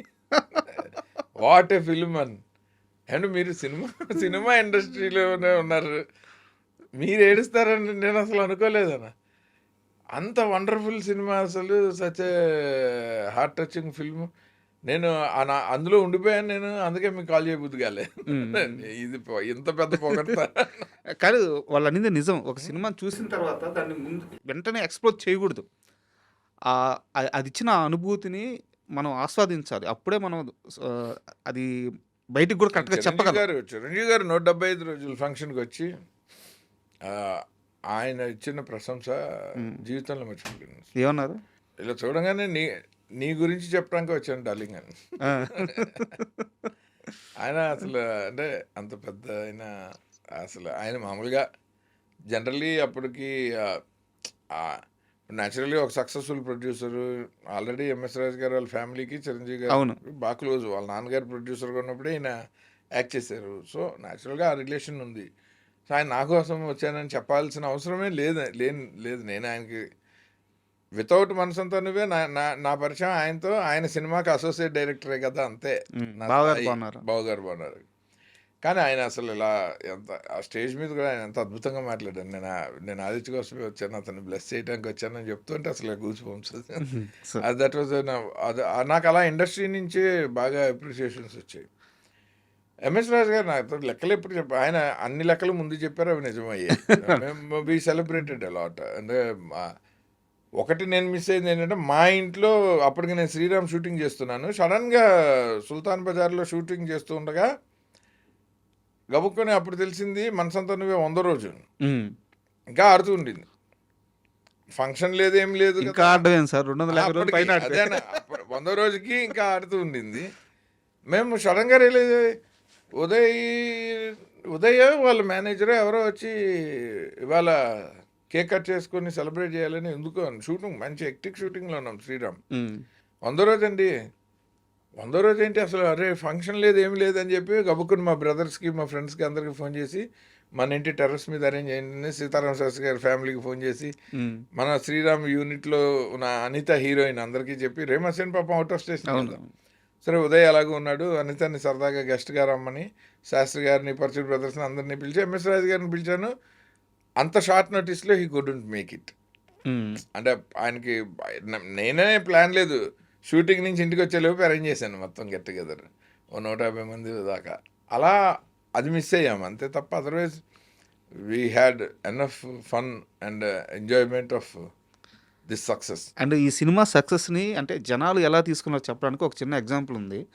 అది నాకు ప్లేస్ సరిగ్గా గుర్తులేదు, విజయవాడ వైజాగ్ నాకు తెలియదు.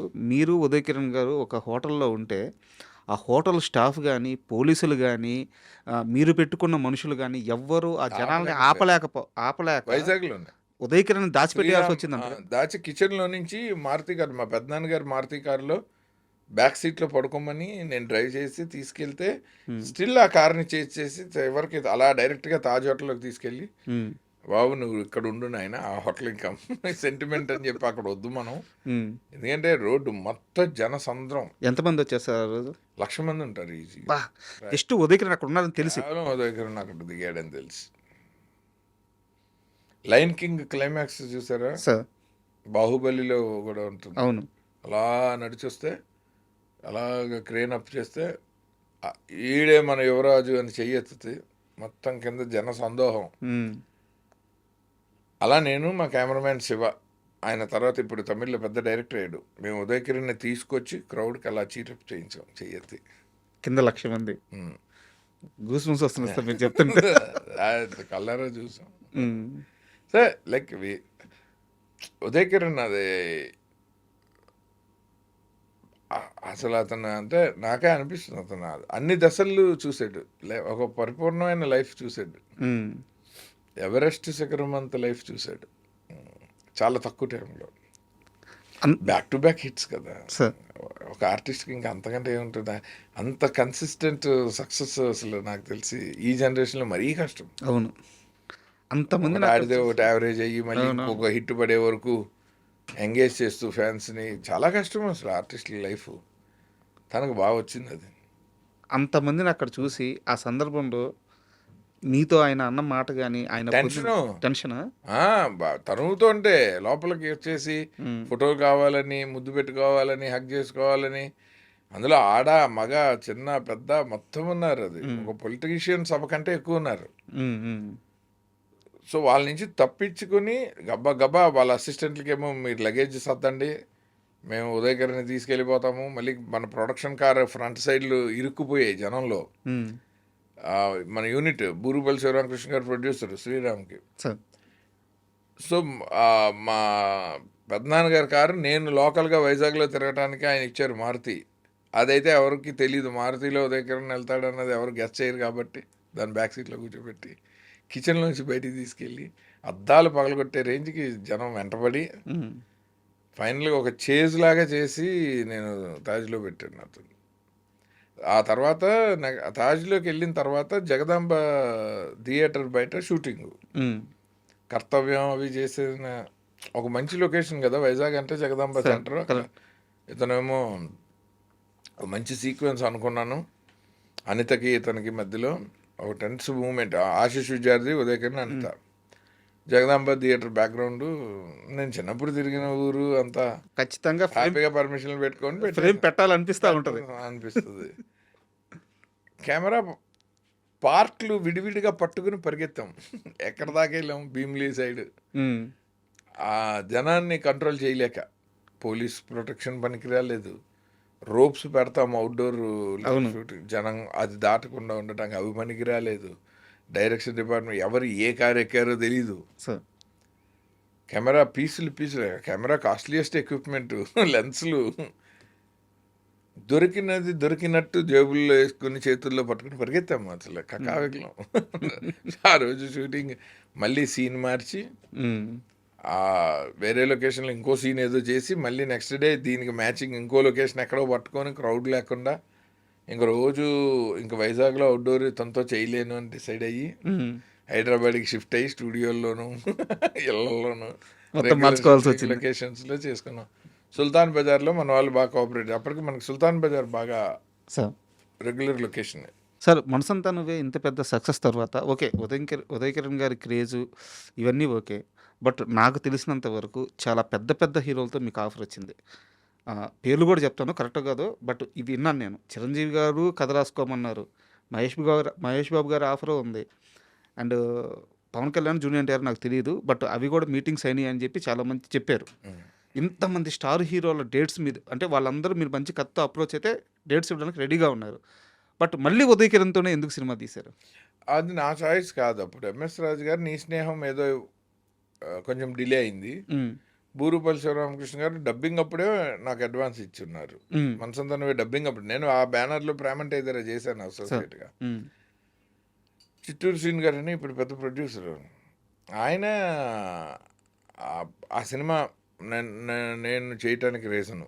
ఆయన మంచి ఫ్రెండు, నాతోటి ప్రేమంటే ఇద్దరు అప్పుడు ఆయనతో మేము ఇద్దరమే లొకేషన్ స్కౌటింగ్కి అన్నిటికి వెళ్ళేవాళ్ళము. సో ఆయన డబ్బింగ్ అప్పుడే అడ్వాన్స్ ఇప్పించి బూరుపల్లి గారితో, ఆ తర్వాత మనసంతా నువ్వే హిట్ అయ్యాక కూడా సెకండ్ సినిమా మాకే చేయాలని వాళ్ళు తమిళ రీమేక్ రైట్స్ ఆల్రెడీ కొనుక్కున్నారు. దిల్ వేరే వేరే డైరెక్టర్లు అందరినీ పరిశీలిస్తూ ఉన్నారు. ఎప్పుడైతే మనసంతా నువ్వే హిట్ అయిందో ఉదయ్కి నాతో మోర్ కంఫర్టబుల్. నాకు తమిళ్ బాగొచ్చు. అండ్ దానికి కొన్ని నెలల ముందు మా డబ్బింగ్ జరుగుతున్నప్పుడు ఆ దిల్ సీడీ ఉదయ్ సునీల్ మా ఇంటికే వచ్చి నాతోనే ట్రాన్స్లేట్ చేయించుకున్నారు. ఓకే, నాకు తమిళ్ వచ్చి కాబట్టి, రాయటం చదవటం వచ్చు, నేను తమిళ సినిమాలకు పనిచేస్తున్నాను కాబట్టి నేను చెప్పగలుగుతుండే. సో అంత క్లోజు. ఆ తర్వాత ఇంకా కాంబినేషన్ ఇంకేం కావాలి ఆల్రెడీ. సో ఉదయ్, ఆర్పి పట్నాయక్, బూరుపల్లి శివరామకృష్ణ గారు తమిళ్ రీమేక్ ఇవన్నీ ఫిక్స్, డైరెక్టర్ లేడు. ఎంఎస్ రాజు గారు ఆఫీస్లో మీటింగ్ పెట్టారు. నేను చెప్తున్నాను నా కోసం, అంటే వేరే డైరెక్టర్ అయితే మళ్ళీ ఆయన షెడ్యూల్ స్టార్ట్ అయినప్పుడు డేట్లు నాకు ఎంఎస్ రాజు గారికి ఉన్న రిలేషన్ మీద ఆయన 2 రోజులు అడిగితే నేను ఇవ్వగలను, 15 రోజులు అడిగితే ఇవ్వగలను. నేను మా ఇద్దరికి ఒక అండర్స్టాండింగ్ ఉంటుంది. మీరిద్దరు అప్పటికే తిట్టుకొని భార్యాభర్తలు అయిపోయినట్టున్నారు. అది ఎప్పుడు ఉంటుంది. ఆయన నాకు ఇవాళకి ఆయన అంటే చాలా ఇష్టం, ఎందుకంటే నేను I love him as a producer. అంత ప్రేమ సినిమా మీద నాకు నేను చూసిన ప్రొడ్యూసర్స్లో రామానాయుడు గారి తర్వాత ఈయనే చూసా, సార్. సురేష్ బాబుని చూశాను. అంటే వాళ్ళు ఇంకా సినిమా తప్ప వేరే యావలేని వాళ్ళు. అందుకని అలాంటప్పుడు కొంతమందికి వాళ్ళ ఇన్వాల్వ్మెంట్ ఇరిటేటింగ్గా ఉంటుంది, కానీ నేను ఐ యూస్ టు ఎంజాయ్. నాకు అసలు అలాంటిది ఏం లేదు. సార్. నాకు as long as the contribution is right fitting in to my work నేను తీసుకుంటా. లేదంటే ఎలా చెప్పాలో కూడా నాకు ఐడియా ఉంటుంది. అందుకని నాకు ఆ బాధ లేకుండా ఫస్ట్ నుంచి. ఆయనకి నేనంటే ఇష్టం, నాకు ఆయన అంటే ఇష్టం. మా ఫ్యామిలీస్గా కూడా బాగా క్లోజ్ అయిపోయాము. సో న్యాచురల్లీ ఆయన నువ్వు చేస్తే బెటర్ అని చెప్పి ఆయన ప్రెషర్ చేశారు. చేస్తే వెంటనే సరే ఎలాగో ఒక క్విక్ రీమేక్. నాకేంటంటే ఇంకా మనసంతా తర్వాత అందరు లవ్ స్టోరీలు చేద్దామంటారు మళ్ళీ ఉదయ్ కాంబినేషన్లో. ఇదైతే ఒక డిఫరెంట్ యాక్షన్ జానర్. సో నేను I can keep Manasantha Nuvve in a respectable place by not doing another love story. Sir. But Sriram విషయానికి వస్తే కూడా సినిమా చాలా బాగుంటుంది. బట్ రావాల్సినంత సక్సెస్ ఆ రేంజ్ సక్సెస్ రాలేదు శ్రీరామ్. ఎక్స్పెక్టేషన్ ఇప్పుడు మనసంతా నువ్వేగా ఎక్స్పెక్టేషన్ లేదు. శ్రీరామ్కి మనసంతా నువ్వే ఉంది. పైగా మిస్టేక్ ఏంటంటే నేను చెప్తూనే ఉన్నాను, మొహబ్బతే లాగా వాల్ పోస్టర్లు వేయకండి, ఇది ఒక యాక్షన్ సినిమా అని ముందు చెప్దాము. ఉదయ్ కిరణ్ని వాళ్ళు ఆడియన్స్ ప్రేమించిన విధానం చూస్తే నాకు భయం వేసేది. శ్రీరామ్లో అతన్ని యాక్సెప్ట్ చేయరా. ఇప్పుడు ఒక్కొక్క హీరో మాస్ ఇమేజ్ ఉంటే విలన్ని కొడితే, పరచూరి వెంకటేశ్వర గారు చెప్పారు, విలన్ని కొడితే కొట్టు అదోని అన్నట్టు ఉండాలి. ఒక్కొక్క హీరోకి మంచి క్లాస్ ఇమేజ్ ఉన్నప్పుడు విలన్ని కొడుతుంటే అయ్యో పాపం కొట్టగా దెబ్బ తగులుతుంది నీకు అన్నట్టు. అప్పుడు ఉదయ్ కిరణ్ పరిస్థితి అదని.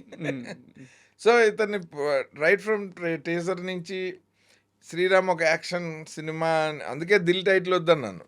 తమిళ్లో వర్కౌట్ అయింది కానీ తెలుగులో దిల్ టైటిల్ వదిలేయండి దిల్ రాజు గారికి, వినాయక్ గారి సినిమాకి. వాళ్ళ ఫస్ట్ ప్రొడక్షన్. సో ఆ టైటిల్ ఇచ్చేసాము. ఎందుకంటే నేను ఖచ్చితంగా పెట్టనని చెప్పాను. ఇది పక్కా యాక్షన్ సినిమా, అందుకని కొంచెం ఫెరోషియస్గా ఉండాలి. సో హీరో క్యారెక్టర్ పేరే పెట్టేద్దాం శ్రీరామ్ అని. ఇది ఒక యాక్షన్ ఫిల్మ్ కింద దీన్ని పబ్లిక్లో పొజిషన్ చేద్దామని నేను, ఎందుకంటే ఆ ఎక్స్పెక్టేషన్ తోటే వస్తారు, అది లైక్ చేసే వాళ్ళు వస్తారు. థియేటర్కి వాళ్ళే పెద్ద హిట్ అయ్యి ఉండే. ఆయన వినలే, మీకు ఏం తెలియదు అన్నాడు ఆయన. అని అచ్చు మొహబ్బతే లాంటి పోస్టర్లు, ఫస్ట్ పోస్టర్లు I was so disappointed. 24 sheet మంచిగా మొహబ్బతే లాగా ఆకులు పడుతూ వైలిన్ వాయిస్తున్న షారుఖ్ ఖాన్ ప్లేస్లో ఉదయ్ కిరణ్ ఆ డిజైన్ చేసి ఇది కాదురా సినిమా తీసింది అది కాదు.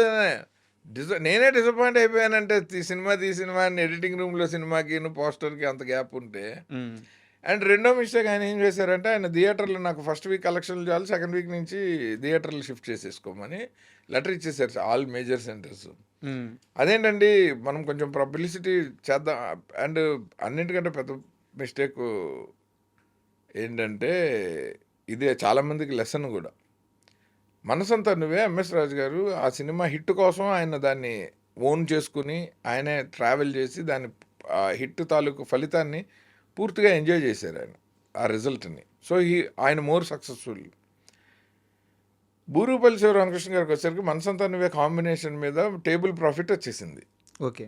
సినిమా రిలీజ్కి ముందే ఆయన he was in to profits, huge profits. ఆయన జీవితంలో సినిమా తీసాక కూడా రాని ప్రాఫిట్స్ రిలీజ్ ముందు వచ్చేసింది. నేను ఉదయం వెళ్ళి మనం అసలు పబ్లిసిటీ సరిగ్గా చెయ్యట్లేదు, కొంచెం ప్రమోషన్ చేద్దాం, ఎక్కడైనా ఒక ఈవెంట్ చేయటమో టూర్ చేయటమో ఏదైనా చేద్దామంటే ఆయన ఏమన్నాడంటే, నాకు రావాల్సిన ప్రాఫిట్ వచ్చేసింది, ఇప్పుడు నుంచి నేను ప్రమోషన్కి ఖర్చు పెడితే నా లాభం తగ్గుతూ వస్తుంది తప్ప నాకేం లాభం రాలేదు. ఆ సినిమాని హిట్ చేసి ఎంజాయ్ చేయాల్సిన అవసరం ఉన్న ఎంఎస్ రాజు గారికి ఆల్రెడీ రిలీజ్ అయ్యి ప్రేక్షకుడి దగ్గరికి రాకుండానే లాభంలో పడిన బూరుగుపల్లి గారికి డిఫరెన్స్ అదే. శ్రీరామ్కి మనసంతాన్ని వెగి డిఫరెన్స్. నాకు ఇప్పుడు మీరు చెప్తుంటే చాలా చిన్న వయసు సార్, అంటే ఇప్పుడు మీరు చెప్తుంటే అర్థమవుతుంది. చాలాసార్లు అనుకున్నాం శ్రీరామ్ సినిమా చాలా బాగుంటుంది, తర్వాత టీవీలో చూసిన నాకు వివి వినాయక్ గారు చెప్పారు శ్రీరామ్ నాకు చాలా ఇష్టం మీ సినిమాల్లో అంటారు. అవును సార్. ఇప్పుడు దాకా మనం మీ సినిమాల గురించి అంటే ప్రత్యక్షంగా అయినా పరోక్షంగా అయినా ఉదయ్ కిరణ్ గారి గురించి మాట్లాడుకున్నాం. ఉదయ్ కిరణ్ గారు చనిపోయారు అనే విషయం మీద ఇప్పటికే మీరు చాలా విషయాలు మాట్లాడుతున్నారు, చాలాసార్లు చర్చ జరిగింది. బట్ నాకు మీ పెయిన్ కావాలి సార్, ఎందుకంటే నాకు ఆ బ్యాక్డ్రాప్లో ఏం జరిగింది ఇవన్నీ ఆ థీరీలంతా నాకు వద్దు. కానీ ఉదయ్ కిరణ్ గారితో ఒక అద్భుతమైన జర్నీ ఉన్న వ్యక్తి మీరు. ఆ పెయిన్ ఎలా భరించారు, ఎలా రిసీవ్ చేసుకున్నారు? బేసిక్గా నాకు పెయిన్ కంటే కోపం ఎక్కువ. కోపం ఈ పర్టికులర్ డెసిషన్కి అతని మీద. ఎందుకంటే నేను ఐ హేట్ సూసైడల్ టెండెన్సీస్. నాకు అది ఎవరు ఎంత దీనమైన స్థితిలో ఉన్నా ఏదైనా సరే మన జీవితం కంటే ఏది గొప్పది కాదు. సార్ మన ఆస్పిరేషన్ అయినా, మన డ్రీమ్ అయినా, మన కెరీర్ అయినా ఏదైనా మన జీవితంలో ఒక భాగమే. మన జీవితాన్ని మనం ప్రేమించకపోతే మనం వేరే ఏది చేయలేము. ఉదయ్ కిరణ్ తను పడిన కష్టానికి, అతనికి వచ్చిన సక్సెస్కి, అతను చూసిన జీవితానికి అతని లైఫ్తో ప్రేమలో పడతాడని నేను అనుకున్నప్పుడు పడలేదని కోపం నాకు. అతను పడాలి. ఎందుకంటే అతన్ని ప్రేక్షకులు గుండెల్లో పెట్టుకొని ఏ ప్రెషరు, ఏ ఎక్స్టర్నల్ ఫ్యాక్టర్ అతని లైఫ్ నుంచి వేరు చేయగలుగుతుంది అతను చూసిన సక్సెస్ కంటే. ఇప్పుడు ఎంతమంది హీరోలు ఒక కెరీర్లో ఒక చిన్న అప్పు వచ్చినప్పుడు హ్యాపీగా ఉండి ఫ్యాన్స్ని మంచిగా ఎంగేజ్ చేసుకుంటూ, మళ్ళీ డౌన్ వచ్చినప్పుడు టక్కన ఒక టెలివిజన్ షో అమితాబ్ బచ్చన్ లాంటి వాళ్ళు, చిరంజీవి లాంటి వాళ్ళు, మీలో ఎవరు కోటీశ్వరుడు చేసి, నాగార్జున గారు లాంటి వాళ్ళు బిగ్ బాస్ చేసి, మన కళ్ళ ముందు మన సీనియర్లు మనకి ఇంత మంచి దారి చూపిస్తున్నారు కదా, how to be in public without damaging our image. Sir అలాంటప్పుడు మనకి ఈ ఏజ్లో కుర్రాడికి ఏంటి ఇప్పుడు సూసైడ్ చేసుకోవటం అన్నది, I hate him for ever, for the rest of my life, for only this act. ఇంత బ్యూటిఫుల్ జర్నీ ఉన్న మా అందరినీ వదిలేసి ఇలా చిటికేసే ఒక కథ రాసుకుని సినిమా తీయగలిగిన ఒక హీరో బలవన్ మరణం చేసుకోవటం, అతను ఒక యాక్సిడెంటో ఒక డిసీజో అలా ఏదో ఒక అన్ఎక్స్పెక్టెడ్ షాక్ అయితే నేను లైఫ్ లాంగ్ ఏడ్చేవాను అతని గురించి. సరే పాపం ఇలా జరిగింది అనే ఒక సింపతి ఉండే, ఇప్పుడు లేదు నాకు. ఎందుకంటే అతను అది చేయకూడని పని చేశాడు. అండ్ ఒక రాంగ్ ఎగ్జాంపుల్ సెట్ చేశాడు. ఎవడైనా ఒక నాన్ ఫిలిం బ్యాక్గ్రౌండ్ నుంచి నేను హీరో అవుతానని కలలు కనే ఒక టాలెంటెడ్ కుర్రాడు, అతనికి ఉదయ్ కిరణ్ని తొక్కినట్టు తొక్కుతారు, వాళ్ళలాగా డిప్రెషన్కి వెళ్ళిపోతావు, ఇండస్ట్రీలో మనకి లాంగ్ రన్లో ఉండనీయరు. సినిమాల్లోకి వచ్చి సినిమాల్లో సంపాదించి సినిమాల మీదే డబ్బులు ఖర్చు పెట్టి మళ్ళీ సినిమాల మీదే నిలదొక్కుంటున్న మేమందరం పిచ్చోళ్ళమా ఏంటి? అతనికి అలాంటి రిస్కులు కూడా చేయలేదే, ఎకనామికల్ రిస్కులు లేవుగా. ఒక ఆర్టిస్ట్కి ఎంతసేపు వస్తే అవకాశం వస్తే డబ్బులు తీసుకోవటము, లేకపోతే ఉన్నవి జాగ్రత్తగా ఖర్చు పెట్టుకోవటమే తప్ప అతను బిజినెస్ఫుల్గా చేసిన మిస్టేక్స్ ఏమున్నాయి? నేను రెయిన్బో సినిమా తీసాను, డబ్బులు పోయాయని చెప్తాను నేను, విజిబుల్, నా లాస్ అయినా నా ప్రాఫిట్ అయినా. అతనికి అది కూడా లేదు కదా, నాకు అందుకు కోపం. అంటే మీరు మాట్లాడుతుంటే నాకు అది ఒక తండ్రికి బిడ్డ మీద, ఒక బిడ్డ తప్పు చేసేస్తే వచ్చే ఆ కోపంలో ఆ ప్రేమ, ఆ పెయిన్ తెలుస్తుంది. ఎందుకంటే అద్భుతమైన జర్నీ కదా సార్ మీ ఇద్దరిది. మేము లైఫ్కి సంబంధించి ఎన్నో మంచి విషయాలు మాట్లాడుకున్నాం. అందులో ఒకటన్నా అతను కాపాడలేకపోయింది అంటే బుర్రకి ఎక్కించుకోలేదా అని డౌట్ వస్తుంది సార్. అన్న సక్సెస్కి క్యారీ ఫార్వర్డ్ అయ్యి అతను ఒక యారగెంట్ మనిషిగా మారుంటే నేను చాలా హ్యాపీ ఫీల్ అయ్యేవాడిని. డబ్బులకు స్టేటస్ పెరిగి అతను ఎవరిని పట్టించుకోకుండా, అసలు ఎవరిని కలవకుండా ఉన్నా నేను హ్యాపీగా ఫీల్ అయ్యేవాడిని. అప్పుడంతా హంబుల్గా ఉండి, అప్పుడు ఇంట్లో పిల్లల్లాగా ఉండి, మంచి సూపర్ సక్సెస్లో ఉన్నప్పుడు, సూపర్గా డబ్బులు ఉన్నప్పుడు ఎంతో డౌన్ టు ఎర్త్ ఉండి చక్కగా నవ్వుతూ అందరితో కలిసిపోయి మంచి పేరు తెచ్చుకుని ఒక డిప్రెషన్కి క్యారీ ఫార్వర్డ్ అవ్వటం ఏంటి, ఒక ఎమోషన్కి క్యారీ ఫార్వర్డ్ అవ్వటం ఏంటి? అప్పుడే అంత రీచ్ దాని క్యారీ ఫార్వర్డ్ అయితే మనం ఏమో యాక్సెప్టెడ్, ఓకే అది హిట్ వచ్చింది, బల్బ్ వచ్చింది, ఓకే ఫైన్. చాలా మందిని చూసాం, ఇతను అంతే. కానీ అప్పుడే చాలా హుందాగా మంచిగా ఉన్నాడు కదా, చాలా డౌన్ టు ఎర్త్ ఉండే, చాలా మంచిగా ఉన్నాడు, అందరితో కలిసిపోయి. అప్పుడు ఎక్కువ కోపం వస్తుంది, ఎంత అభిమానిస్తే అంత కోపం వస్తుంది సార్. అంటే మరీ నేను దాన్ని రిపీట్గా అడుగుతున్నాను అనుకోవద్దు.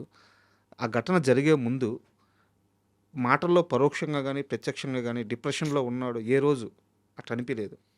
మా లాస్ట్ ఫోన్ కాల్ చాలా excited, energetic conversation for hours. మంచి సినిమాలు చేద్దాము, అత్తారింటికి దారేది ఇండస్ట్రీ హిట్ కొట్టిందంటే అసలు ఇంకా ఈ మన జోనరాకి మార్కెట్ వచ్చింది, అసలు రాయండి అన్నగారి కథలు మీకు ఎందుకు, వినండి తండ్రి, మంచి కథలు తండ్రి, చేసి పడేద్దాం అని. అలాంటి వాడు జై శ్రీరామ్ అనే యాక్షన్ ఫ్లిక్ చేయకూడదు. అవును, ఎందుకు? ఇప్పుడు తనే చెప్పాడు కదా, జై శ్రీరామ్ అప్పటికే పోయింది పాప, అతను తప్పు కాదు, అది ఆల్రెడీ యాక్షన్ సినిమా పోయింది. అత్తారింటికి దారేది హిట్ అయింది ఆ సంవత్సరం. పవన్ కళ్యాణ్ లాంటి పెద్ద commercial mass super hero, super star ఒక చిన్న కథ, ఒక ఇంట్లో కథ, ఒక అత్తని అవును. తీసుకెళ్ళడం లాంటి ఒక చిన్న ఫ్యామిలీ డ్రామా చేస్తే ఎంత ఇండస్ట్రీ హిట్ కొట్టాడంటే ఇది మన జోనర్ అసలు ఇది. ఇలాంటిది మనం ఈజీగా కొడతాము మీకు ఎందుకండి అన్నవాడు 6 రోజుల తర్వాత ఈ న్యూస్ వింటానని నేను అన్నాను. 6 డేస్‌లో. క్షణికావేశంలోనే చేశాడు. Just spur of the moment అన్న. అందరూ డిప్రెషన్ అది అంటారు. ముందు నుంచి అదేమంటారు గానీ, బట్ మీరు చెప్తున్న లెక్క ప్రకారం అయితే లైఫ్ మీద చాలా కాన్ఫిడెంట్‌గా ఉన్నాడు. ఈ వాజ్ ఆల్వేస్ పాజిటివ్. ఎప్పుడు ఇది చేద్దాం అది చేద్దాం ఏదో ఒక ప్లాన్ డిస్కస్ చేస్తూనే ఉండేవాడు. సరే. అంతే చక్కగా ఆ టైంలో మేము చాలా హ్యాపీ ఫీల్ అయ్యేవాళ్ళము. మన లహరి రిసార్ట్స్లో హీరోలు అందరూ యంగ్ హీరోలు నరేష్ గారు, నాని గారు, శర్వానంద్ గారు వీళ్ళందరూ కలిసి మంచిగా క్రికెట్ ఆడుకుంటూ వాలీబాల్ ఆడుకుంటూ they use to plan their weekends. Sir. వాళ్ళ షూటింగ్ షెడ్యూల్స్లో నుంచి వాళ్ళ ఒక అవుటింగ్ ఒక హ్యాంగ్ అవుట్ ప్లాన్ చేసుకునే వాళ్ళు. అందరు కలిసి అక్కడికి వెళ్ళి ఆ మడ్లో ఫుట్బాల్ ఆడేవాళ్ళు. సో అవన్నీ మళ్ళీ మాతో షేర్ చేస్తుండేవాడు. So he was so happy. అలాంటి అసలు ఇది అప్పుడే పెళ్ళయింది ఎటు చూసినా అతను చేసిన తప్పే. సార్ మామూలుగా మనకి శాస్త్రవేత్తల గురించి చెప్తుంటారు. ఐన్‌స్టీన్ ఇలాంటి వాళ్ళ గురించి చెప్తూ వీళ్ళ బ్రెయిన్‌ని దాచిపెట్టి ఉండాల్సింది. దాని మీద పరిశోధనలు చేయాలి. ఇలా చెప్తూ ఉంటారు. సినిమా ఇండస్ట్రీకి వస్తే సంగీతం శ్రీనివాస్ కరెక్ట్గా ఆయన సెల్యులాయిడ్ సైంటిస్ట్ బాగా చెప్పారు. సార్. అంటే ఆయన అడుగుతుంటేనే అనుకున్నా మా గురుగారు. ఆయన గురించి మాట్లాడకుండా ఇంటర్వ్యూ కంప్లీట్ చేయలేదు. అంటే నాకు ఆయన సినిమాల గురించి మాట్లాడే అంత ఏజ్ కూడా లేదు.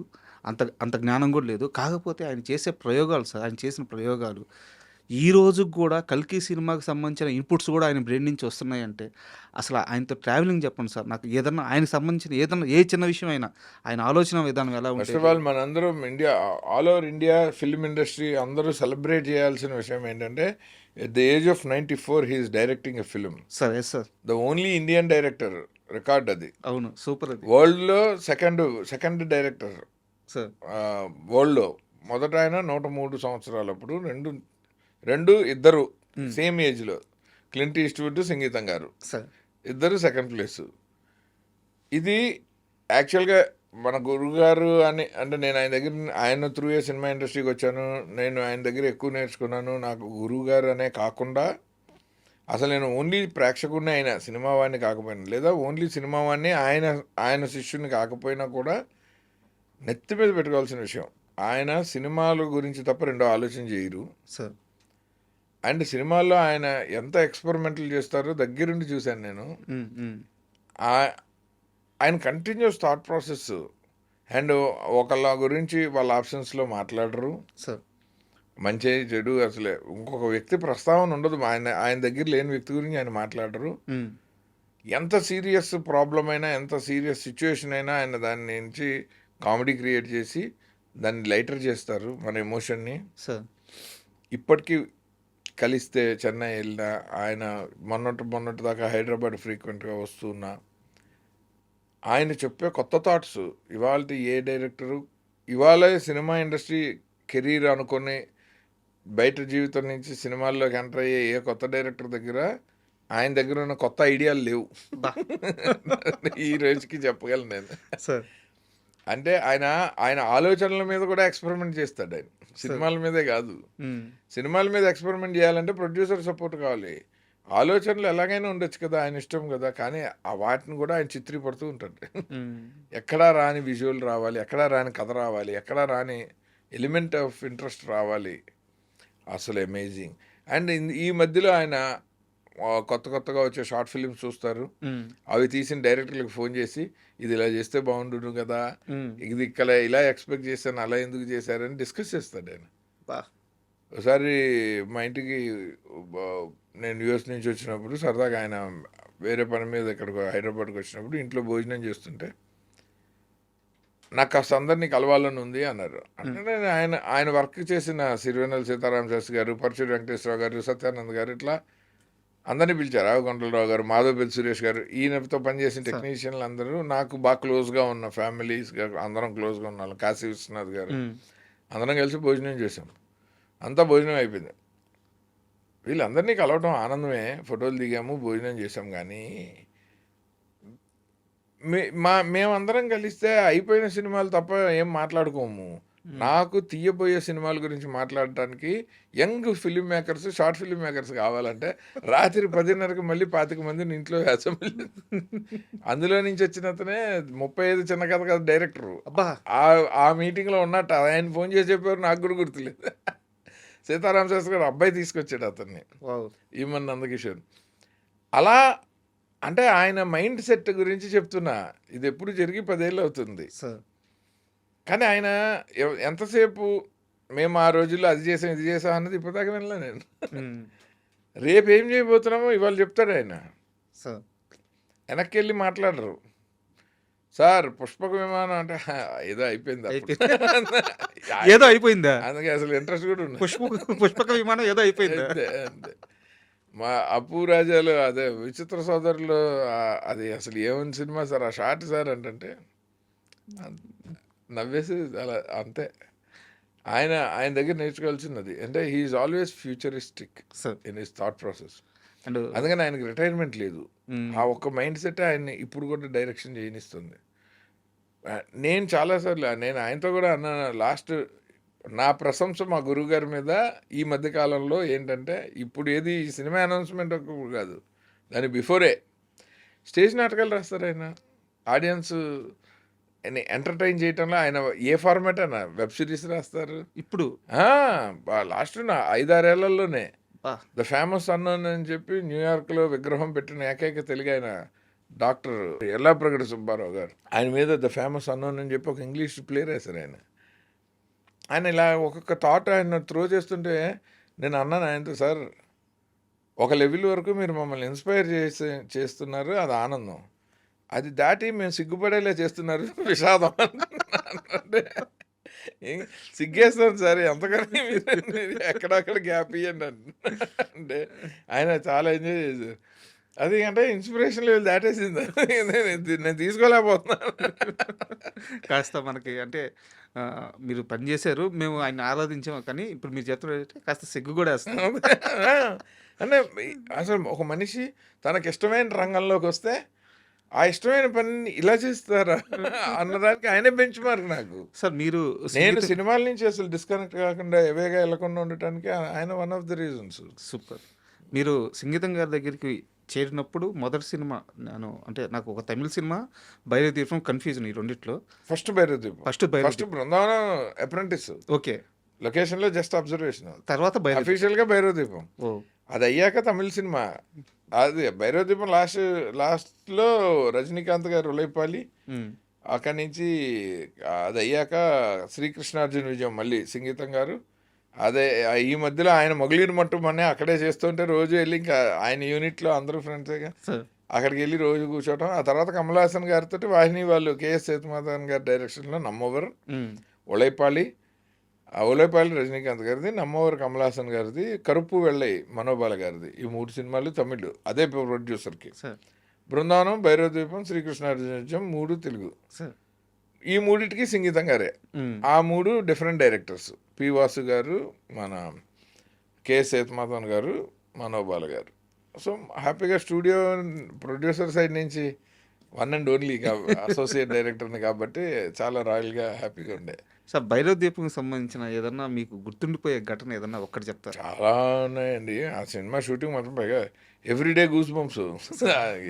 ఏంటంటే మొదటిసారి పేరు పడిన సినిమా, రామారావు గారు కెమెరా స్విచ్ ఆన్, గౌరవ దర్శకత్వం, చిరంజీవి గారు క్లాపు, వాహిని స్టూడియోలో మొత్తం హోల్ సినిమా ఇండస్ట్రీ అందరూ అట్టహాసంగా జరిగింది. నరుడా ఓ నరుడా ఫస్ట్ సాంగ్ చిరంజీవి గారు క్లాపా సార్? భైరవ దీపంకి చిరంజీవి గారు ఒక గెస్ట్, రామారావు గారు ఒక గెస్ట్. ఓకే, అప్పట్లో ఒకళ్ళు క్లాప్ ఒకళ్ళు కెమెరా. అది వాళ్ళిద్దరు ఎవరైతే గుర్తులేదు, ఫోటోలు చూసి చెప్పారు గూగుల్లో. కానీ ఇద్దరు ఉన్నారు నాకు బాగా గుర్తు. సో నాకు అసలు 2 కళ్ళు సరిపోలే. సూపర్ ఎక్సైట్మెంట్ అసలు. ఆ సినిమా స్టోరీ సిట్టింగ్ నుంచి కూర్చోటము టీంలో మొదటిసారి అని లేకుండా సంగీతం గారు ఆఖరి అసిస్టెంట్ డైరెక్టర్ వరకు అందరిని ఇన్వాల్వ్ చేస్తారు. అందరూ అన్ని పనులు చేయాలి. అండ్ మొత్తం డైరెక్షన్ టీం 4 అంత పెద్ద సినిమాకి, నాతో సహా. పూర్ణప్రజ్ఞ గారు కో డైరెక్టర్, సాంబశివరావు గారు, రవిప్రకాష్ గారు, నేను. సో వాళ్ళిద్దరూ అసోసియేట్లు, నేను అసిస్టెంట్ డైరెక్టర్. 9 9 నెలలు ఇంక్లూడింగ్ ట్రిక్ వర్క్, మొత్తం సినిమా స్క్రిప్ట్ దగ్గర నుంచి పాటల దగ్గర నుంచి అన్ని పనులు మేమే చేసాం 9 నెలల్లో. 9 నెలల్లో. అంత మ్యాగ్నమ్ ఓపస్ సినిమాకి జనరల్గా ఈ రోజుల్లో 25 మంది తక్కువ అసిస్టెంట్ డైరెక్టర్లు ఉండరు ఆ సినిమా చేయాలంటే. 3 సంవత్సరాలు ఒక డైరెక్టర్కి 3-4 సంవత్సరాల కంటే లోపు చేయలేరు. ఇలా అసలు సెట్లు వేసి పెద్ద పెద్ద సెట్లు, ఆ లిల్లీపుట్ ఎపిసోడ్లు, అసలు ఎన్ని మెమరీస్. నాకు ఆ గాల్లో మంచం వెళ్ళే షాట్ గురించి చెప్పండి సార్, ఎట్లా తీసారు చెప్పండి. అది ఇప్పుడునే మీకు ట్రిక్ ఫోటోగ్రఫీలో ఒక ఎపిసోడ్ డిజైన్ చేసినప్పుడు స్టోరీ బోర్డ్లో ఒకటే ట్రిక్ తోటి మొత్తం ఎపిసోడ్ రాదు సార్. ఒకసారి క్రేన్కి ఐరన్ రోప్స్ కట్టి మంచం ఎగురుతుంది, దాన్ని డైమెన్షన్ వైడ్ షాట్ని బట్టి క్లోజప్ చేసినప్పుడు అసలు ఏమీ అవసరం ఉండదు, కొంచెం ఒక రోస్టర్ మీద మంచాన్ని పెట్టి జస్ట్ లో యాంగిల్లో పెడితే స్కై అగేన్స్ట్ స్కై క్లోజప్లు తీయచ్చు. ఇలా ఎవ్రీ టైము షార్ట్ని బట్టి టెక్నాలజీ మారుతుంది. ఈవెన్ మాయాబజార్ గురించి సంగీతం గారే మాకు అదే చెప్పేవాళ్ళు. విచిత్ర సోదరులు ట్రిక్ వరకు ఒకటే ట్రిక్ని సినిమా అంతా అప్లై చేయలేరు, అతను మరుగుజ్జుగా ఉండవు. ఇప్పుడంటే చేయగలం సీజీలో, కానీ అప్పుడు షార్ట్కి మార్చుకోవాలి సార్. అలా భైరవ దీపంకి ప్రతి షాట్కి ఒక్కొక్క టెక్నాలజీ ఉండింది. లిల్లీపుట్స్ వస్తే ముందు వాళ్ళని ఈ బ్యాటరీ రిమోట్ వైర్ తోటి 4 ఈ సైజులో లిల్లీపుట్స్ని తయారు చేయించారు. వాళ్ళకి వైర్ వర్క్ తోటి ఇక్కడి నుంచి ఆపరేట్ చేస్తే వాళ్ళు బాలయ్య కృష్ణ గారు కాళ్ళు ఎక్కుతున్నట్టు ఇట్లా ఉంటే, ఆ తర్వాత ఇది రెఫరెన్స్ కింద పెట్టుకొని వైడ్ షాట్లు, వాటి క్లోజప్లు పెద్ద పెద్ద షూస్ చేయించి, అలా ఒక్కొక్క షాట్ దాని ఇంపార్టెన్స్ని బట్టి ఒక్కొక్క టెక్నాలజీ వాడుతుండే. సో నేను ఫస్ట్ టైం ఎడిటింగ్ రూమ్లోకి వెళ్ళిన సినిమా భైరవ దీపం. మొదటిసారి నాకు సినిమా ఇండస్ట్రీ నుంచి రెమ్యునరేషన్ 250 రూపాయలు వచ్చిన సినిమా భైరవ దీపం. మొదటిసారి నా టైటిల్ పడిన సినిమా భైరవ దీపం. దాని కంటిన్యూషన్ ఆ సెట్స్లో మేము కమలాకర్ కామేశ్వరరావు గారి డైరెక్షన్లో నేను అసోసియేట్గా బేతాళ కథలు అని ఇది చేసాం టీవీకి. ఆ క్యాసెట్ ఇవ్వడానికి వచ్చిన ఫస్ట్ డే నేను ఈనాడు ఓపెనింగ్. ఓకే. సో అదొక మెమరీ నాకు. ఫస్ట్ టైం నన్ను ఫ్లైట్ ఎక్కిచ్చారు ప్రొడ్యూసర్లు. శ్రీదేవి గారిని అక్కడ చూసి ఆవిడ రిబ్బన్ కటింగ్ రాగా చాలా మెమరీస్ ఉన్నాయి. చాలా నాకు భైరవ దీపం వెరీ క్లోజ్, ఎందుకంటే సంగీతం గారు. అండ్ క్లోజ్ సర్కిల్లో విన్నమాట ఏంటంటే బాలకృష్ణ గారికి సంగీతం గారు ఒక మాట చెప్తే అది వేదవాకు, ఆయన ఏం చెప్తే అది చేసేస్తారు అని. బాలకృష్ణ గారు is such a disciplined actor. ఆయన సంగీతం గారితో చేసేటప్పుడు ఇప్పుడు ఎస్పెషల్లీ ఆయన సీనియర్స్ని బాగా రెస్పెక్ట్ చేస్తారు, అందులో సంగీతం గారు ఒకళ్ళు. సార్ ఆయన చాలా క్లోజ్గా, అంటే ఈయన నా డైరెక్టర్ అని ఫీలింగ్ ఉన్న ఒక మంచి వైబ్ వాళ్ళిద్దరికి ఉన్న సింక్. ఎందుకంటే వాళ్ళు అప్పటికే ఆదిత్య 369 చేసి, భైరవ దీపంకి ముందే ఆదిత్య 369. బాలకృష్ణ గారిని ఒక డిఫరెంట్ యాంగిల్లో ఆయనకి నచ్చినట్టు ప్లస్ ఆడియన్స్ మెచ్చేటట్టు చేసిన డైరెక్టర్స్లో సంగీతం గారు టాప్ ఆ జనరేషన్ డైరెక్టర్స్లో. అందుకని ఆయన ఆల్వేస్ యూస్ టు లవ్.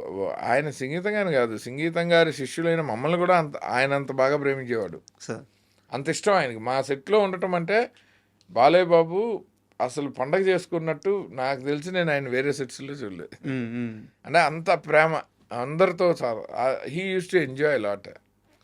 కత్తి ఫైటింగ్లు చేసి ఆయనకి అసలు భైరవ దీపం లాంటి సినిమా బాలకృష్ణ గారు లాంటి హీరో ఎంజాయ్ చేయకుండా ఉంటాడని అనుకోవటానికి లేదు. ఎందుకంటే ఆయన ఫోర్ట్ అది, ఆయన ఇష్టమైన జానర్ అది. బట్ ఈ మొత్తం ప్రాసెస్లో మీకు ఒక హీరోయిన్ బాగా ఫ్రెండ్ అయిపోయిందంటే రోజా గారే. ఆవిడ ఫ్రెండ్ ఏంటి, ఫస్ట్లో తెగదిట్టేది ఆవిడ. అప్పటికే టాప్ స్టార్. రాకుమారి, నాకు భయం, నేను సిగ్గు, డైలాగులు చెప్పేవాడిని కాదు, మా సీనియర్స్ వెళ్ళి చెప్పేవాళ్ళు.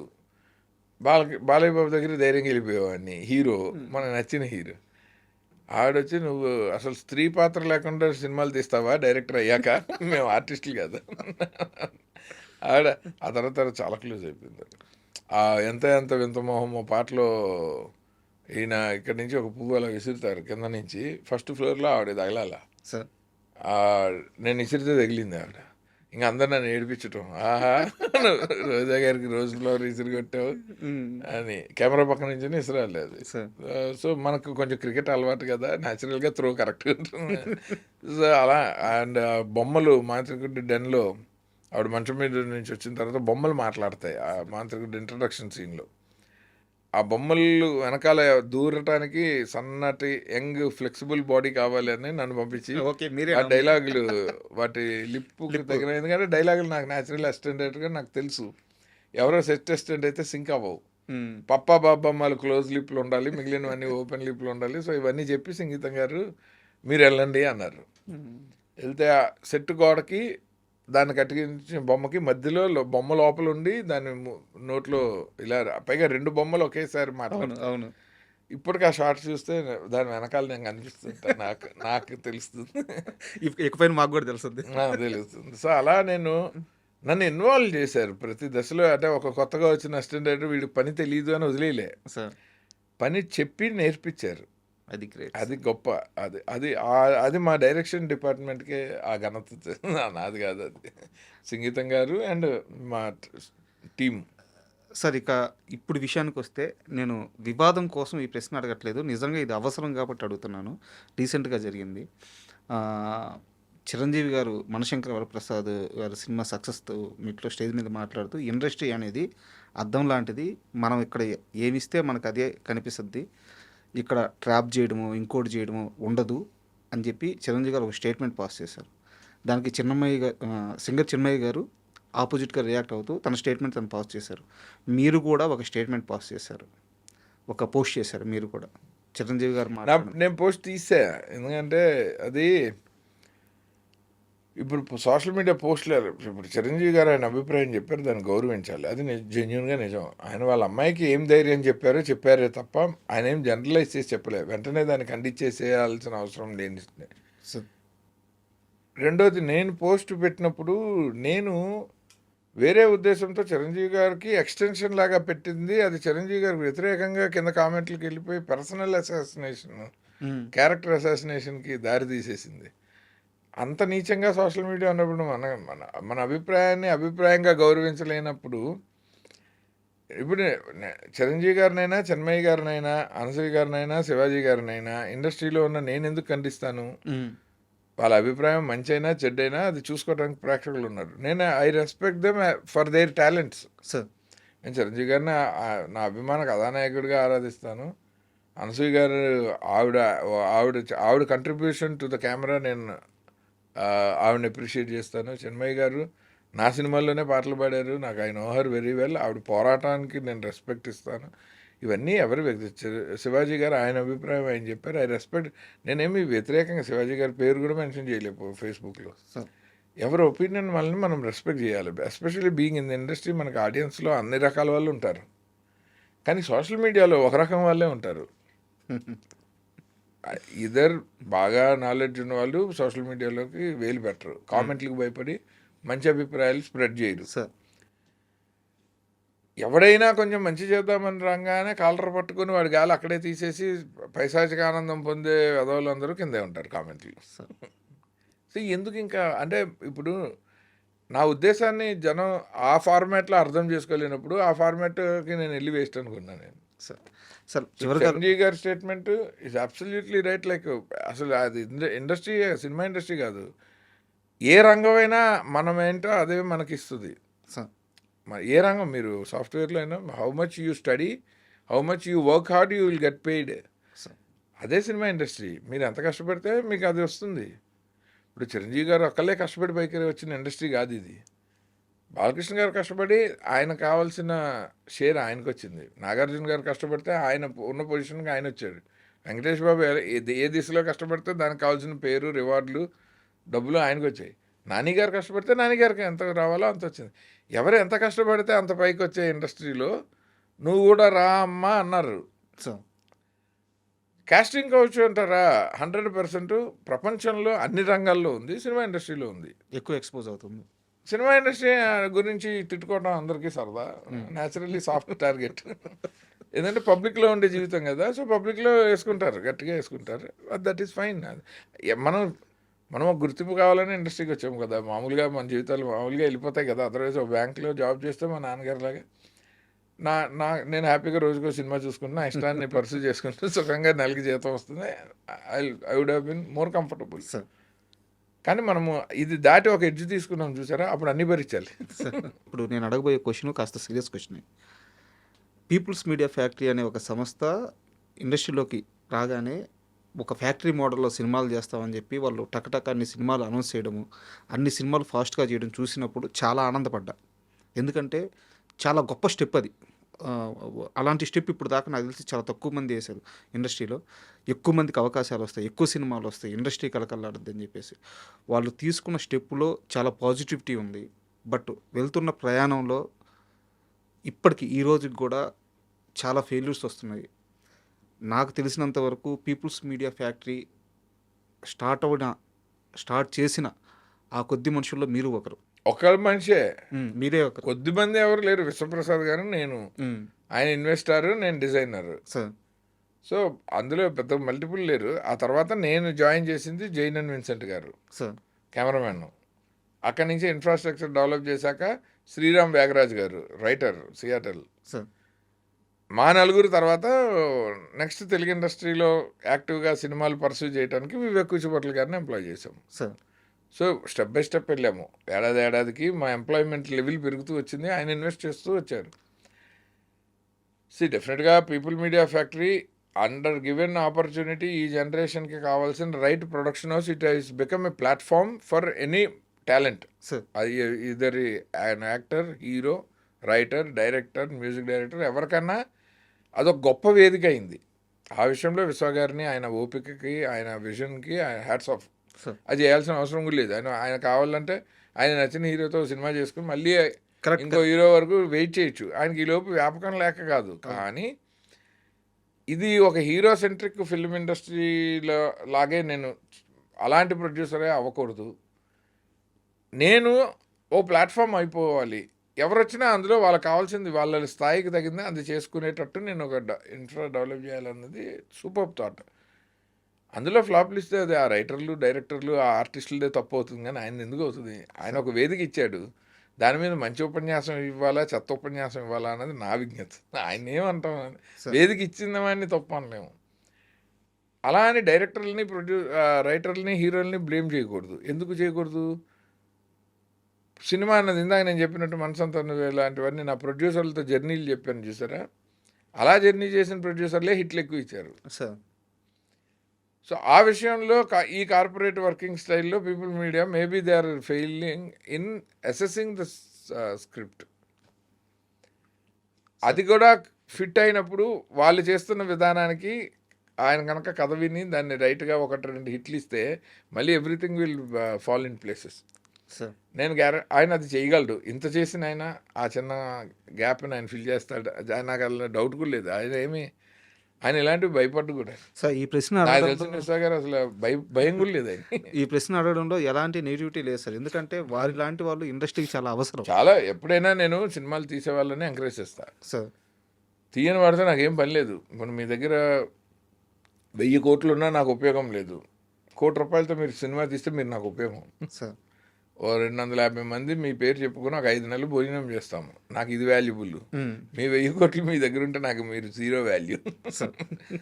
అందుకని ఆయన సక్సెస్ అవ్వాలనే కోరుకుంటాను నేను. సార్ అండ్ ఇది కూడా ఒక సీరియస్ క్వశ్చనే సార్. ఇండస్ట్రీలో చాలామంది మేకర్స్, నిర్మాతలు కానీ, డైరెక్టర్లు కానీ నయనతార అనగానే భయపడతారు. అలాంటి నయనతార మీకు మాత్రం అంటే ఒక చిన్న మీ స్టూడెంట్ల, మీ కూతుర్ల చాలా క్లోజ్గా, చాలా మంచిగా ఉంటారంట మీతో. నయనతార మాత్రం మీకు అసోసియేషన్ ఎలా బాగుండేది? నయనతార గారు ఆవిడ కెరీర్ బిగినింగ్లోనే వర్క్ చేశాను నేను. సో నేను అప్పటికే సీజన్డ్ డైరెక్టరు. ఆవిడ 1 ఫిలిం ఓల్డ్ మేము ఆవిడని క్యాస్ట్ చేసినప్పుడు, చంద్రముఖి. సార్ అది కూడా జ్యోతిక గారు మెయిన్, నయనతార గారు సెకండ్ లీడే. మేము ఆవిడని ఓకే చేసిన తర్వాత స్టార్ట్ అయిన సినిమా తులసి, లక్ష్మి, వినాయక్ గారిది. అందులో కూడా ఆవిడ second heroine. So first solo మేజర్గా ఒక పెద్ద సూపర్ స్టార్ పక్కన పడింది ఆవిడకి బాస్. ఓకే. సో ఆవిడ career take off in a different plane, different level. అనుకోకుండా నాకు కూడా అయింది కాబట్టి మా బాండింగ్ ఎక్కువ ఉండింది. సార్ ఎందుకంటే అన్ని పాటలు ఎక్సెప్ట్ మన పూనం బాజవా గారిది ఒక పాట తప్ప మొత్తం సినిమా అంతా ఆవిడే షోల్డర్ చేయాలి. అవును. ఒక సెక్రటరీ లాంటి మూవీలో వాణిశ్రీ గారు, ప్రేమ్ నగర్లో వాణిశ్రీ గారు లాగా ఆవిడకి సూట్ అయిన ఒక యాటిట్యూడు, ఒక ఇండిపెండెంట్ నేచర్, ఆవిడ ఎగ్జాక్ట్గా టైలర్ మేడ్ క్యారెక్టర్ లాగా ఉంటుంది. ఆవిడ ఇవాళకి అలాగే ఉంటుంది. శంకరవర ప్రసాద్ గారి క్యారెక్టరైజేషన్ కూడా ఇంచుమించు ఆవిడకి అలాగే సూట్ అయింది. అందుకే సినిమా బాగుంది చూడటం. ఓకే. సో ఆవిడ ఎఫర్ట్లెస్గా చేయగలిగిన క్యారెక్టర్స్ పడినప్పుడు artist feel more comfortable. Sir so ఆ కంఫర్ట్ ఉండింది. సీన్లన్నీ చాలా బాగా ఎంజాయ్ చేసాం. ఆవిడ ఎక్స్ట్రాడినరీ పెర్ఫార్మర్. అండ్ ఆవిడ అన్ని డ్రెస్సులకి పనికొచ్చేలాంటి ఒక కటౌట్ మన సినిమా నుంచే స్టార్ట్ అయింది ఆవిడ. సార్ అంటే ఆవిడ మీద ఏ డ్రెస్, మోడర్న్ డ్రెస్ వేయచ్చు, ఓన్లీ శారీలే కాకుండా. సో డిఫరెంట్గా ప్రొజెక్ట్ చేయడానికి అవకాశము మన సినిమా అప్పుడే జరిగింది. కాబట్టి ఆవిడకి ఆ పరిచయం అంతా ఆర్గానిక్గా, హెల్తీగా అలాగే ఉంది వాళ్ళకి. రీసెంట్గా కలిసినప్పుడు కూడా ఆవిడ చాలా నైస్గా రిసీవ్ చేసుకున్నారు అనిల్ రావిపూడి గారి సెట్లో. అనిల్ రావిపూడి గారు కథ చెప్పినప్పుడు ఆయన బాస్ సినిమాకి అసోసియేట్గా వర్క్ చేశారు, కానీ ఆయన ఆ కార్డు వాడి వెళ్ళలేదు ఆవిడ దగ్గరికి. మామూలుగా ఆయన హిట్ సక్సెస్ఫుల్ డైరెక్టర్గా కథ పిచ్ చేశారు. ఆవిడ చేసిన తర్వాత చెప్పాడంట ఆయన, ఓకే నేను ఇలా బాస్ సినిమాకి మీకు డైలాగులు చెప్పానండి, సీన్లు. ఆయన రాశారు కూడా ఆ సినిమాకి. స్క్రిప్ట్ కంట్రిబ్యూషన్ చాలా ఉంది అనిల్ గారిది. సో అప్పుడు ఇంకొంచెం ఎక్కువ హ్యాపీ ఫీల్ అయింది ఆవిడ. ఓకే, మీరు సెట్కి వెళ్ళినప్పుడు అనిల్ గారు రిసీవ్నెస్ ఎలా ఉండింది? ఆయన ఎప్పుడు ఆయన సెట్కి వెళ్ళతేనేమి వెళ్ళకపోతేనేమి is such a gentleman and sweet heart. ఆయనతో అసలు ఎప్పుడు ప్రాబ్లం ఉండదు. మేము బాగా ఫ్రెండ్లీగానే ఉంటాం. Like we share everything on WhatsApp, అలా బాగానే క్లోజ్గానే ఉంటాం. అండ్ ఫైనల్గా ఫనీ ఎప్పుడు రాబోతుంది? మీరు ఒక అద్భుతమైన సినిమా తీసే మ్యాక్సిమం ఒక 1 monthలో కంప్లీట్ చేసేస్తాము. అంటే ఫస్ట్ కాపీ రెడీ అవుతుంది. సీజీ చాలా టైం పట్టేసిందండి. 1 hour 55 minutes సీజీ వర్క్ ఉంది. మల్టిపుల్ కరెక్షన్స్ వచ్చాయి సీజీలో. కంటిన్యూటీ మిస్టేక్స్, యానిమేషన్ కంట్రోల్, అసలు టెక్నాలజీని పిండారు మా ఎడిటర్ జునైద్ సిద్దికి. అంటే ఇంకా దాన్ని మ్యాక్సిమం ఎంత స్క్వీజ్ చేయాలో అంత చేసాము. అన్ని యాప్స్ వాడాం, అన్ని అప్లికేషన్లు. అటు అమెరికాలో, హాలీవుడ్లో బెవర్లీ ఫిలిమ్స్ అని, హెన్రీ లిప్టో అని వాళ్ళు, మయూక శ్రీకాంత్ శాఖమూరి గారు అని వాళ్ళు, రాజమౌళి గారి టీము, ఇక్కడేమో మా జునైద్ సిద్దికి గారు ఎడిటరు. దాన్ని ఒక టెక్నికల్గా ఒక మంచి ఎక్స్పీరియన్స్ ఇచ్చి ఒక మంచి థ్రిల్లర్ని ఆడియన్స్కి ఎంగేజింగ్గా, ఎంటర్టైనింగ్గా చెప్పడానికి నేను ఫస్ట్ టైం జాన్రా మారి చేసిన సినిమా. ఒక స్నేక్ థ్రిల్లర్. విషం లేని పాము కేవలం పగతో మనుషుల్ని చంపాలి. తేడా వస్తే అది చచ్చిపోయే ఛాన్సెసే ఎక్కువ, విషం లేదని తెలుసు కాబట్టి. ఇంత థిన్ లైన్ మీద ఒక ఎక్స్పెరిమెంటల్గా ఒక థ్రిల్లర్ చేసాం. రియల్గా పాము సో విషం లేదు కాబట్టి దాన్ని స్నేక్ బైట్ బాడీలో ట్రేస్ చేయలేరు పోలీసులు కానీ డాక్టర్లు కానీ. సో ఎలా చచ్చిపోతున్నారో మిస్టీరియస్గా ఉంటుంది. Waiting sir. అంటే మీ సినిమా చూడాలని, మీ నుంచి సినిమా రావాలని చాలా ఈగర్ వెయిట్ చేస్తున్నాం. All the best sir. మనసంతా నువ్వే గురించి, మీ కెరీర్ గురించి, మీ సినిమాల గురించి చాలా విలువైన సమాచారాన్ని మాకు ఇచ్చారు. సో అందరం రెడీగా ఉన్నాం. Feb 14th మీరు సినిమా రిలీజ్ చేయండి. ఉదయ్ కిరణ్ మళ్ళీ మేము చూసుకోవాలనుకుంటున్నాం ఒక్కసారి తెర మీద. మనసంతా నువ్వే ఆ ఆనందాన్ని పొందాలనుకుంటున్నాము. సో మీ అందరం వెయిటింగ్ సార్. థ్యాంక్స్ అండి. Thank you so much.